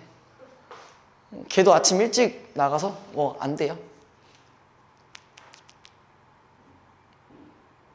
내가 연애한다는 얘기 존나 오랜만에 하지 않냐? 처음 하나? 거의 처음이었더만. 저 처음 보셨을 때 하고 있었잖아요. 재작년. 네. 그때 있었지. 아이씨. 넘어가죠. 자, 볼게요. 자, 동양의 전통적인 역사 편찬 관행이라는 게 있네요. 한 왕조가 멸망하면은 다음에 세워진 왕조가 이전 왕조의 역사를 편찬하는 것이었다. 제가 아까 처음에 말했던 그거 있었죠. 정당성 부여하기 위해서 한다는 얘기. 잠깐 기억나시죠? 자, 중국에서는 이런 관행이 일찍부터 이루어졌으며 우리나라에서도 고려 제4대 왕인 광종 때에 이러한 역사 편찬 관행에 따라 고구려 백제 신라 삼국의 역사서가 편찬되었다. 자, 일단 관행. 이거는 중국에서부터 내려온 거죠. 중국에서부터 내려온 건데, 새로운 왕조가 생기면은 뭐에 대한? 이전 왕조에 대한 이전 왕조에 대한 역사서를 편찬하는 관행이 있었답니다. 그 다음에 이 역사서를 김부식의 삼국사기와 구별하기 위해 구삼국사라고 부른다. 삼국사기는 고려 17대 왕이었던 인종이 김부식에게 삼국시대의 역사를 거듭 밑줄 다시 편찬하게 해서 만들어진 역사서다. 그러면 이 얘기는 이제 뭐야? 요때가 구고요. 그 다음에 여기에서의 이제 김부식이 만든 삼국사기에 대한 차이가 있다는 얘기겠네요. 그죠? 자, 김부식이 국내 중국 축 자료와 국내의 새로운 자료로 내용을 보완하여 편찬했는데 김부식이 기존의 역사서가 있는 상황에서 새로운 역사서를 편찬하는 것은 고려의 대내외적 상황과 관련지어 이해해 볼 수 있다. 그럼 이렇다는 얘기는 뭐야? 상황이 두 가지가 있다는 거네요. 그렇죠? 대외적 상황과 내적 상황이 있다는 거네. 그죠? 자, 여기서 이렇게 일단 나눠봅시다. 대외적인 경우, 그 다음에 내부적인 경우. 자, 대외적 상황으로는 중국 송나라에서 신당서가 편찬된 것이다. 이 역사서는 역사 편찬 관행에 따라 편찬된 역사서인 구당서를 새로 편찬한 것이었는데 그것이 하나의 선례가 되어 삼국사기 편찬이 이루어질 수 있었다. 왜? 이쪽? 여기였던 것 같은데? 모르겠다. 뭐 아무튼 자, 대외적으로 뭐 때문에 그런 거야? 중국이 뭐 했기 때문에? 새로 편찬했기 때문에. 그렇죠? 약간 뭐에 맞게 만든 거야? 유행에 맞게 만든 거죠. 중국도 했으니 우리도 해야지. 이런 느낌이에요. 자, 아무튼요. 자, 특히 신당서는 고문체로 서술되어 사륙별로 문체로 서술되었던 기존의 역사서와는 차이가 있었다. 이제부터 여기에 대한 차이점을 생각하시면 되겠네요. 그죠? 그 다음에 공자와 맹자가 쓴 문체인 고문체는 비슷한 의미를 가지는 글자의 중복 사용을 엄격히 피하기 때문에 논리적으로 내용을 서술하기에 적합하며 문장이 간결했대. 자, 이 편찬한 그 글씨체를 기준으로 하면은 논리적이고 나름대로 합리적인 친구였어요. 그리고 간결하다 했어요. 여기가 이제 현재 최근의 거고, 그 다음에 밑에 사륙 변려문체는 문장이 장중하고 화려했다. 그러면 이 전에는 이 문장이 좀 다른 거네. 그죠? 그냥 그런 특성만 그냥 알고 계세요. 지금은 김부식은 당 송대에 일어난 고문체 부활 운동의 풍조에 따라 고문체의 수용을 주장했고 역사의 기록도 고문체의 문장으로 서술되어야 한다는 생각을 했던 것으로 보인다. 이는 김부식이 삼국사기를 인종에게 바치면서 올린 진 삼국사기표에서도 확인할 수 있다. 여기서 그는 구삼국사로 추정되는 고기의 기록이 거기 밑줄 거칠고 졸렬하다고 하여. 그러니까 이제 대외적으로는 문체를 바꿔버린 거죠. 고기의 문체가 가지는 문제점을 지적했는데 삼국사기가 고문체로 서술된 것은 문체에 대한 그의 생각과 지적이 반영된 것으로 볼 수 있다. 그러니까 그 문제가 지금 어떠한 것인지는 정확히 모르겠는데 이런 특성으로 바꿔버렸다는 얘기잖아. 그렇죠? 그러면 적어도 그 전의 역사서 같은 경우는 이런 게 없다라는 얘기였다네. 그치? 이 새끼는 존나 T새끼라고 하면 이때는 F의 느낌으로 갔다는 얘기네요. 그죠? 자, 그 다음에 이번엔 대내적 상황입니다. 고려의 정치체제와 정치적 상황이었는데 고려는 유교 사상을 바탕으로 왕을 정점으로 하는 통치체제를 구축하고 유지했었다. 자, 얘네는 내부에서는 원래 어땠다고? 유교적인 통치체제를 갖고 있었대요. 여러분들이 고려하면은 뭐 불교라고 생각하실 수도 있는데 맞죠? 그렇게 생각하시지 않아요? 아니에요? 유교라고 생각해요? 왜요? 무신종건 어쩔 거야? 기억 안 나요? 알았어요?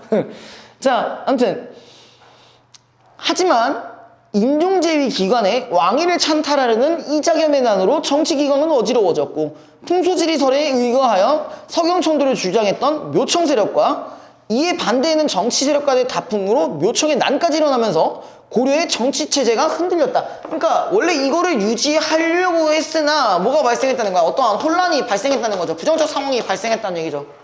그죠? 그 다음에 이 두 개의 정변을 경험한 김부식은 합리적이면서 도덕성을 추구하는 유교적 역사관의 바탕을 두고 삼국사기를 편찬하였다. 아, 여기 애초에 합리적이라는 포인트는 원래 있었는데 하나 더 갖고 가자면은 이 유교적이라는 게 도덕성이 있다라는 포인트까지 갖고 가시면 되겠네. 그쵸? 그런 상황에서 유교적 역사관의 합리적 성격은 자 거기 밑줄 증거 문헌에 의거하여 오로지 증거로만 한대요. 증거 사실적으로 역사적 사건을 기록하여 거기 밑줄 신화적 요소들을 배제하는 탈신화성을 추구하는 것이다. 자 그럼 여기서 문제가 무엇일까라는 부분에 대한 답이 가능한 거야. 자 옛날에는요 이 관행을 기준으로 한 옛날 역사서 같은 경우는 일단 뭐야? 신화적 요소가 존재한다는 거잖아. 그치? 맞죠? 이걸 여기서 없앤 거잖아. 오케이? 그 다음에 도덕적 성격은 역사적 사실을 통해 인이 예지와 같은 유교적 윤리와 교훈을 얻는 것이다. 그러니까 여기에서 얘가 이렇게 만든 이유는 어떤 윤리적인 부분이나 도덕적인 부분들을 얘기하고 싶었던 거네요. 그죠? 결국 삼국사기의 편찬은 고려의 정치체제를 유교 사상에 따라 다시 정비하여 당대의 정치체제가 유지되기를 의도한 것이다. 이렇게 역사서를 만든 거는 이런 것들, 이런 체제가 유지되기를 위했다. 왜? 방금까지 뭐가 있었어? 여러 가지 난을 통해 왕권이 약화된 상황인 거잖아. 그러니까 여기는 왕권이 강력한 통치체제를 유지하고 싶기 때문에 이런 책을 만들었다는 거죠. 이해됐어요? 자, 그 다음에 삼국사기 편찬에 대한 그의 의도는 사론과 자연에서 일어나는 기이한 현상이나 가문과 같은 제의에 대한 기록에서 엿볼 수 있다. 자, 의도 아까 뭐라 했어? 편찬 의도가 뭐라고 했죠? 유교적 정치체제 유지라고 했잖아. 도덕적인 거 이런 얘기 해줘요. 교훈적인 거 이런 거 주려고 한 거라고. 그런 거 만들라고 했잖아. 그죠? 그래서 지금 사론과 제의라는 말을 했어. 또 나왔어, 제의. 또 제의 나왔어, 또 제의. 사론은 특정 사실에 대한 편찬자의 적극적인 가치 평가가 담겨있는 글로 삼국사기에는 왕에 대한 정치 일반을 다루는 기록인 본기와 그 다음에 삼국의 왕을 제외한 인물에 대한 기록인 열전이 있다. 자, 그래서 얘 같은 경우는 지금 사론과 본기로 나눠졌었는데 일단 사론 같은 경우는 뭐라고 했냐면은 이 김부식의 어떤 적극적인 평가가 들어있다는 얘기예요. 그쵸? 이 평가가 들어있다는 게 결론적으로 주관적인 판단을 하고 있다는 거잖아. 여기에서는, 사론에서는. 그죠? 역사가의 주관적인 부분이 들어갔다는 얘기잖아요. 그죠? 그 다음에 삼국사의 사론은 유교 경전에 준거하여 밑절. 유교 경전에 준거하여 그 다음에 실천적 의미를 다 지니고 있다. 자, 여기서 또 실천을 해야 이런 것들이 바뀐다라고 해서 아까 방금 뭐라 했냐면 권계라는 말이 나왔습니다. 권계 뭐라고 했어요? 타일러 주의시킨다. 교훈을 주길 바란다. 이런 얘기예요. 됐어? 힘들어? 벌써? 자, 한편 제2에 대한 기록은 천문지나 오행지에 별도로 정리한 중국의 경우와 달리 삼국사기에서는 본기에 담겨있다. 본기에 제의가 기록된 것은 김부식이 유교 사상의 여러 입장 중 거기 동그라미 천인가명설을 적극적으로 반영한 건가? 제의랑 관련돼 있었어요. 그 다음에 이런 걸 했다. 천인가명설.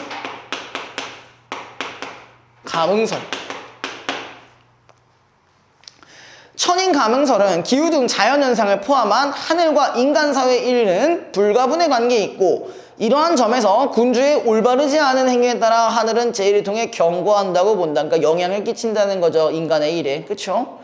따라서 삼국사기의 편찬에 정치적 의도를 고려하면은 김부식에게 제의는 중요할 수밖에 없다. 근데 여기서 되게 두루뭉술하게 끝내려고 하는데 조금 더 정확하게 짚어드리면 어떻게 된 거야? 왜 여기에서 제의가 중요할 수밖에 없는 걸까?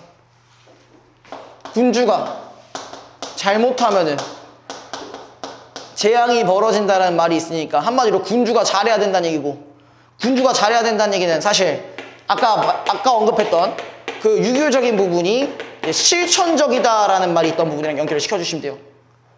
그러니까 군주는 더 이런 재앙이 없게끔 잘 해야 된다. 어떤 실천을 해야 된다. 이렇게 하시면 되죠. 왜 희수해? 뭐 이렇게 재밌어? 너 웃기게 생겼니? 뭐야? 자, 그 다음에 김부식은 진삼국 사기표에서 인종 때의 지식인 계층이 중국 역사에는 해박하나 삼국의 역사에 대해서는 그 전말을 알지 못한다고 지적하였다. 따라서 삼국사기 편찬은 이런 당대 지식인들에게 삼국의 역사를 읽도록 만들었는데, 삼국사기를 읽은 지식인 중에는 자, 이런 의견이 있었다는 거예요. 사료 수집이, 자, 거기 밑줄, 주로 관청이나 정부의 자료를 중심으로 했기 때문에 사료 수집이 부족하다는 인식을 가진 사람도 있었고, 자, 여기에 대한 여러 가지의 이제 의견입니다. 자, 비판 첫 번째 같은 게, 비판하는 것 중에 첫 번째 의견이면, 자, 기본적으로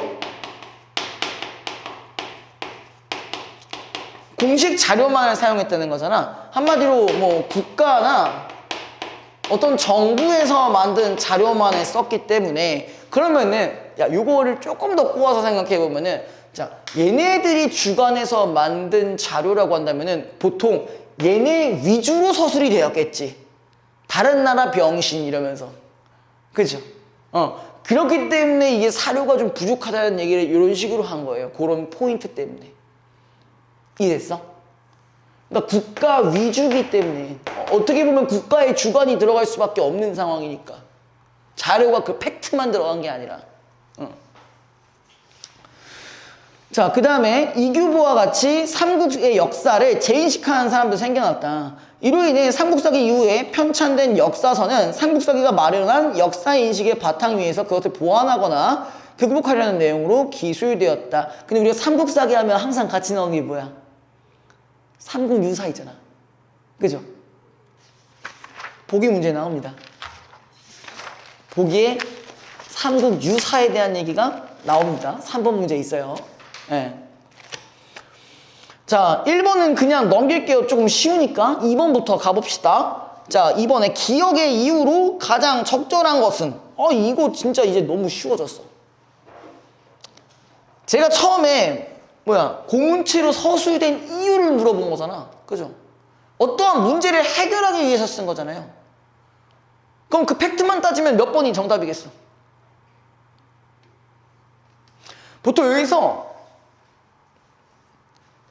나눠져 있더라고요. 진짜 여러분들이 선지를 졸라 간단하게만 읽으려고 하면 못 맞추더라고.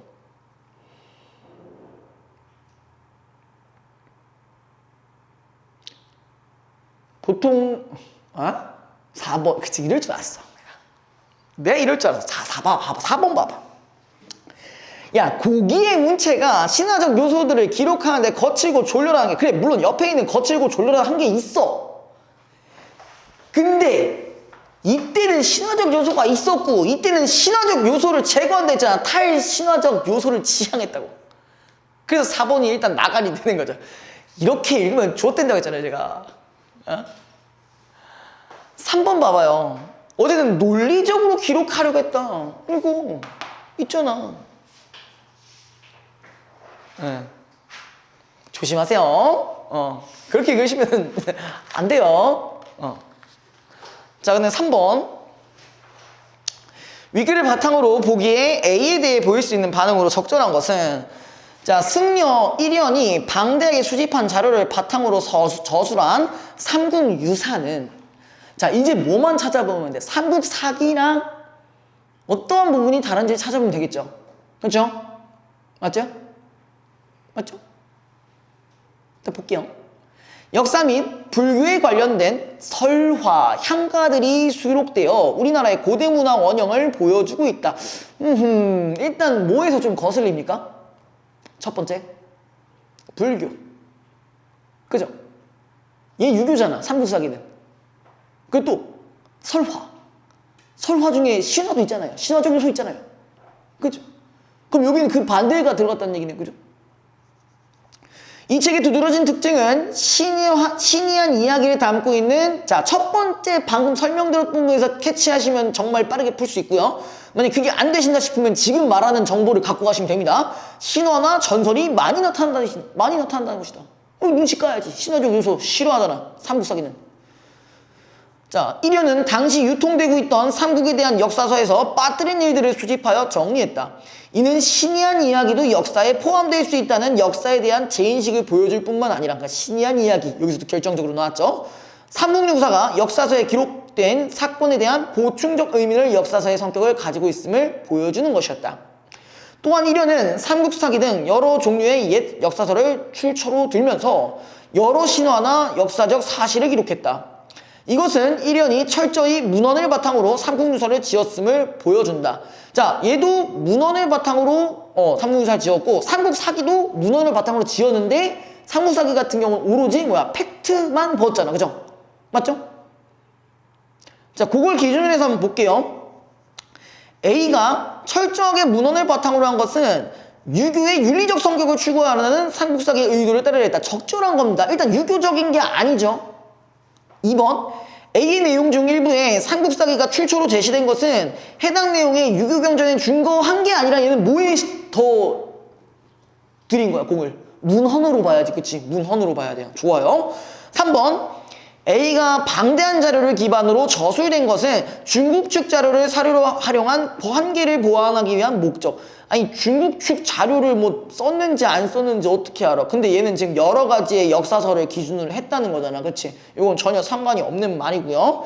자, 4번. A의 신화나 전설이 많이 수록되어 있는 것은 역사를 기록하는 것에 대한 김부식의 관점과 이련의 관점이 달라졌음을 나타낸 것으로 볼 수 있겠다. 이게 제일 맞는 말이겠지. 너무 맞아. 잘 나오잖아요. 나 5번. A가 삼국사기와 달리 이런 개인이 편찬한 역사서인 것은 당대의 지식인들이 중국의 역사에 대해 아니 모르잖아. 모르고 있으니까 이거 틀린 거죠. 그래서 3번은 4번이 정답이고요. 자, 4번 볼게요. 4번에 대한 얘기. 삼국사기의 권 제28 백제봉기 제6 의자왕에는 백제의 마지막 왕인 의자왕과 관련하여 다음과 같은 기록과 사론이 있다. 잠깐만, 의자왕에 대한 얘기야. 의자왕 하면 항상 생각나시는 거 있잖아요. 뭐예요? 삼천궁녀 존나 많잖아. 막 씨발 같이 빠져 뒤졌다고 막. 네, 그랬죠. 그렇다고 전해지는데 일단 여기서는 뭐가 나오는지 보자고요. 여름 4월에 두꺼비 수만 마리가 나무 위에 모였다. 이게 뭔 거 같아? 이게 제이죠, 제이. 아니, 두꺼비 수만 마리가 왜 나와 갑자기? 안 그래? 이 재앙 아니야? 아니야? 나무 위에 4만 마리가 모여있으면 그게 재앙이지 뭐야. 야, 사마귀 같은 것만 재앙이라고 생각하시면 안 돼요. 두꺼비 4만 마리가 있으면 재앙이지 그게. 왕도하에 저자 사람들이 까닭없이 놀라서 달아나는 것이 마치 누가 잡으러 오는 것 같더니 쓰러져 죽은 이가 100여 명이나 되고 재물을 잃어버린 자는 셀 수 없었다. 이게 지금 본기에 해당하는 내용이죠. 그럼 이제 뭐만 남았어? 사론 남았네. 나부문 한번 볼게요. 논하여 말한다. 여기가 사론이네. 평가한 부분. 백제의 마지막에 이르러 행하는 일은 도리에 어긋난 일이 많고 또 대대로 신라의 원수가 되어 고구려와 연합하고 화목함으로써 침략하며 이익과 편의에 따라 신라의 중요한 성과 큰 진을 나누어 차지하는 것이 끊이지 않았으니 이른바 어진 사람과 친하고 이웃과 잘 지내는 것이 나라의 보배라는 말과 달랐다. 그러니까 여기서는 뭐야? 유교적인 경전을 기준으로 지금 설명하고 있는 거잖아요. 그렇죠? 이 사론이 맞죠? 그렇다는 거는 의도가 뭐라는 거예요? 교훈을 제시하기 위한 거잖아. 그죠? 이해됐어? 이렇게 연결 가능해? 현규 가능해? 이에 장나라 천자가 2번이나 조서를 내려서 그 원한을 풀라고 하였는데 겉으로는 다른 척하면서 속으로 여겨 큰 나라의 죄를 짓으니 그 멸망 또한 마땅하다라고 되어 있습니다. 자, 1번 한번 볼게요. 가는 한 국가에서 일어난 기이한 현상이라는 점 맞냐? 여기까지? 맞죠? 자, 근데 가에서 정치적 평가를 제2에 넣음으로써 있어. 자, 평가는 어디에 있다 했어요? 사론에 있어요. 그죠? 여기서 평가 안 넣었어요. 팩트만 넣었어요. 제2의 신화적 성격을 지우려 했던 김부식의 의도가 나타난다는 전혀 아닌 말이죠. 자, 나머지 것도 쭉 연결을 시켜봅시다. 자, 2번. 가와 같은 제2의 기록이 중국의 역사서와 달리 본기에 있다는 점에서 가에는 천인감언설의 관점으로 제1을 이해하려 했던 의도가 나타난다. 그치? 김부식은 기본적으로 천인감언론을 가지고 있으니까요. 그죠? 3번. 나에서 백제의 행위에 대해 도리에 어긋나게 행하는 것이 많았다고 기술한 점에서는 나에는 유교적 역사관의 관점이 반영되어 있다. 그치? 우리 사론에 이런 거 있다고 했었잖아. 이게 아니라? 여기에 있잖아요. 그죠? 실천적 의미, 유교적인 내용들. 그 다음에 4번. 나에서 어진 사람과 친하고 이웃과 잘 지내는 것이 나라의 보배라는 말을 인용한 점에서 나는 유교 경전해 준 거야. 이거 딱 맞네. 그죠? 실천적 의미를 담고 있는 내용이다. 그 다음에 5번. 가에서는 제1을, 나에서는 백제의 멸망에 대한 사론을 기록한 점에서 가와 나 모두 고려의 정치를 위한 교훈을 역사를 통해 제시하려는 김부식의 의도가 드러냈다. 그건 맞대. 왜? 뭐야? 아까 표정이 뭔가 이상하셨는데 혹시 다른 걸로 하셨냐? 네. 자, 그 다음에 마지막. 왜요? 질문 안에 가능해요? 아니, 안 가능해. 뒤에 수업이랑 있어. 다음에 하는 거 그래서 개괄만 할 거야. 네? 개괄적으로만 할 거야. 이거 익숙한 거잖아. 아웃소싱. 이거 맞나요? 그러니까 설명해 줄 거야.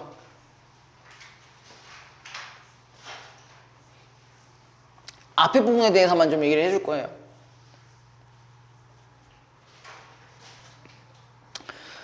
요게 연결이 될 만한 포인트가 하나가 있습니다. 작년 수특에도 다뤘던 소재 중에 하나가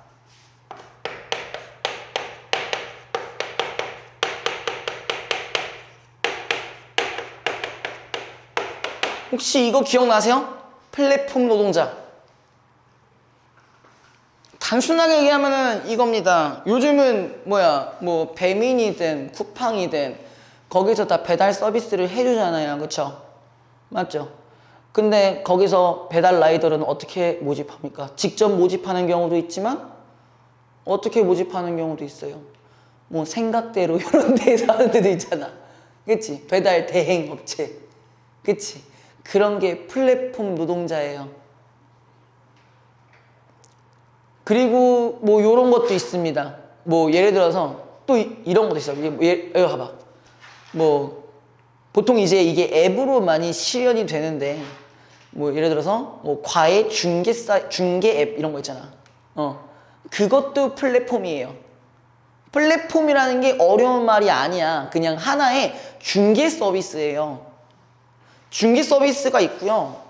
그리고 이 노동자는요. 플랫폼한테 일정 수수료를 주고 나머지 것들만 먹는 그런 이제 구조라고 보시면 됩니다. 이런 소재를 일단 기억을 해두시고요. 자, 근데 지금 말하는 이 아웃소싱이라는 거는 아까 요걸 기반한다고 했었잖아요. 그 중에 우리 아까 얘기했던 뭐 생각대로 있다고 해보자. 있다고 해보자고. 자, 얘는 플랫폼이긴 하지만 어떻게 보면은 이 위에 뭐가 있어. 뭐 배민이든 쿠팡이든 뭐 이런 게 있잖아요. 그러면은 하나만 한번 생각을 해보자. 얘만 있다고 쳐보자고요. 그럼 얘는요. 얘한테 뭐가 되는 거야? 조금 더 위가 되는 거죠. 그래서 얘를 뭘 맡긴다고 그래? 들어본 적 있어요? 하청을 맡긴다라는 말 들어봤어요? 하청업체. 이게 아웃소싱이에요. 이게 아웃소싱이에요. 그러니까 기업이 두 가지가 있는 거야. 자, 여러분들 하청업체를 제가 어디서 많이 들어보냐면은 그 있잖아요. 여기서는 볼 일이 없나? 동탄에 막 예전에 그러니까 삼성 공사장 엄청 크기로 되게 유명하거든요. 뭐 반도체 뭐 공장이나 뭐 이런 공장이라고 해야 되죠? 근데 그런 걸 만드는데 엄청 크게 만들어요. 그래가지고 거기에 이제 그 일종의 이제 노가다라고 하죠. 그걸 이제 하시는 분들도 되게 많은데 걔네들이 삼성이 직접 뽑아서 하나요? 아니죠. 여러 가지들의 업체들이 있겠지. 이 업체들한테 맡기는 거야. 그냥 알아서 잘 해주세요. 돈은 요만큼 내가 드릴게. 그게 이제 아웃소싱이에요. 그냥 실질적인 그냥 예를 들어서 그렇다는 얘기고요. 그거 자체가 다 아웃소싱. 뭐요? 그러니까 이거는 지금 배경 지식적으로 얘기한 거고, 지문적으로 얘기하면 조금 다르죠. 지문적으로 얘기하면은 살짝 다릅니다. 여기서는 원론적인 걸 좀, 주체가 뭐예요? 주체가 뭐? 아웃소싱 주체가. 아웃소싱 주체가 그 회사의 대표겠지. 하청업체의 대표지. 그리고 그거를 명령하는 건 본청이 있을 거고, 본사가 있을 거고. 본사라기보다는 이제 원청이라고 하죠, 그걸. 삼성에서의 다른 부서가 아니라 삼성이 맡기는 다른 업체야. 업체. 직접 할 수도 있어요. 근데 그러면은 돈이 너무 많이 들잖아. 예를 들어 공장에서 뭘 생산한다고 했을 때 내가 직접 생산하려면 뭐가 있어야 돼? 공장에 부지도 있어야 되고, 공장 건물도 있어야 되고, 생산 그 라인도 있어야 되고, 여러 가지 고정 비용도 들 거잖아. 그럼 이거 자체로도 고정 비용이 든다는 거잖아. 근데 아웃소싱에다 맡겨버리면은 그런 고정비는 사실 필요가 없는 거지. 대신 내가 원하는 생산 단가보다는 조금 높을 수는 있지. 그러니까 그것도 양을 잘 조절해야 되는 거야. 내가 어차피 대량 생산을 할 거면은 아웃소싱이 필요할까요? 필요 없어. 근데 내가 원하는 양만큼, 원하는 양보다 조금 적게 할 거야. 근데 내가 손해를 안 봐. 그러면 오히려 아웃소싱을 하는 거지. 거기에 대한 내용을 여기 잠깐만 얘기를 하고 넘어갈게요. 뒤에 문제가 더 있긴 한데 일단 여기에 대한 간단한 정의만 딱 하고 끝낼 거예요. 자, 여기 기준으로 보면요, 아웃소싱이란 기업의 이윤을 최대화하기 위해 기업 내 일부 부서나 업무를 뭐라고 돼 있어? 외부의 전문가나 전문 기업에 위탁하는 것을 의미한다. 그냥 맡기는 거예요. 아웃소싱에 적합한 분야를 선별하기 위해서는 먼저 기업의 핵심 역량이 무엇인지 파악하고 해당 분야의 산업 중요도를 분석해야 한다. 자, 두 가지 변수가 있었어요. 핵심 역량이라는 게 있었고, 그 다음에 두 번째는 산업 중요도라는 게 있었어. 요거에 따라 나눠지는 거야.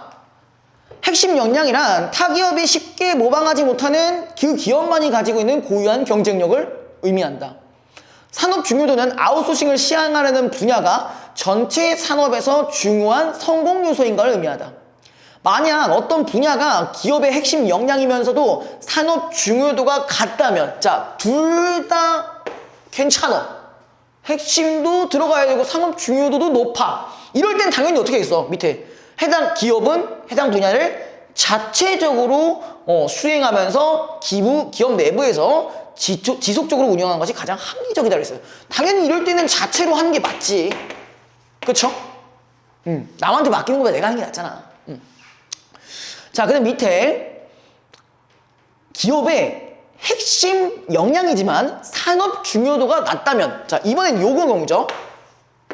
이런 경우에는 해당 분야를 분사시켜 효율성을 추구하는 것이 좋다. 이 분사라는 거는 뭐냐? 그런 얘기 들어본 적 있어요? 자회사 들어봤어요? 예를 들어서 이런 거야. CJ는 뭐야? 문화산업 위주죠. 그죠? 근데 여러분들이 존나 만두 좋아하는 거 뭐 있어? 비비고 있잖아. 비비고 만두. 이거 뭐야? CJ 제1대장이잖아. 그러니까 이런 경우예요. 그러니까 회사를 분리한다는 얘기야. CJ는 보통 문화산업에 좀 집중이 되어 있는데 여기서도 이제 식품과 관련된 것들은 하나 또 회사를 만들어서 CJ 제1대장이라는 회사를 만들어서 이렇게 운영하기도 한다고 하는 거야. 이런 경우에는. 그 다음에 자, 핵심 역량은 아니지만 산업 중요도가 높은 경우. 자, 이번엔 반대의 경우예요. 요런 경우에는 어떻게 한다? 다른 기업과 전략적인 제휴를 통해 다른 기업과 제휴를 한대. 그러니까 여기는 일종의 뭐야? 협력일 거고 서로 동등하겠네요. 그쵸? 이해됐어요, 여기까지? 자, 그래서 관계를 유지하고 그에 따른 이익을 추구할 수 있는데 아웃소싱은 어떤 분야가 기업의 핵심 역량이 아니면서도 산업 중요도가 낮은 경우에 시행하게 된대요. 그러니까 둘 다 아닌 경우가 이제 뭐라고? 아웃소싱이야. 이거 얘기하고 싶었던 거예요. 그래서 아웃소싱은 제조업, 서비스업 등 다양한 산업에서 광범위하게 활용되고 있다라고 돼 있어요. 자, 제일 많이 쓰이는 아웃소싱이 이제 뭐냐? 제조업에서 정말 많이 쓰입니다. 제조업이나 예를 들어서 또 뭐야? 뭐 공사, 그러니까 건설 같은 거. 그지? 건설 같은 경우는 핵심 역량이 필요가 없잖아. 시멘트만 부으면 되는 그런 거는. 설계나 이런 거는 뭐 내가 한다 쳐도. 그치? 막 시멘트 붓고 뭐 전기 작업하고 막 삽질하고 이거를 굳이 얘네가 직접 본사에서 막 직원이 나가지고 씨발 하면서 너 노가다 하진 않을 거 아니야. 그치? 그럴 때 쓰는 게 아웃소싱이에요. 알겠죠? 여기에 대한 개념들은 지금 설명을 드린 거고, 여기 나머지 부분들은 일단 여러분들 한번 읽어보시고 풀어오시면은 어쨌든 제가 다음 주에 다시 한번 여기 나갈 거니까 네, 그렇게 알고 계세요. 그러니까 제가 이거를 왜 굳이 또 나갈 거냐면은 그래도 삽목해서 얼마 안 남았잖아요. 제가 픽한 지문이라 그래도 얘기는 하고 넘어가는 게 맞을 것 같아서 네, 그래서 요거를 남겨뒀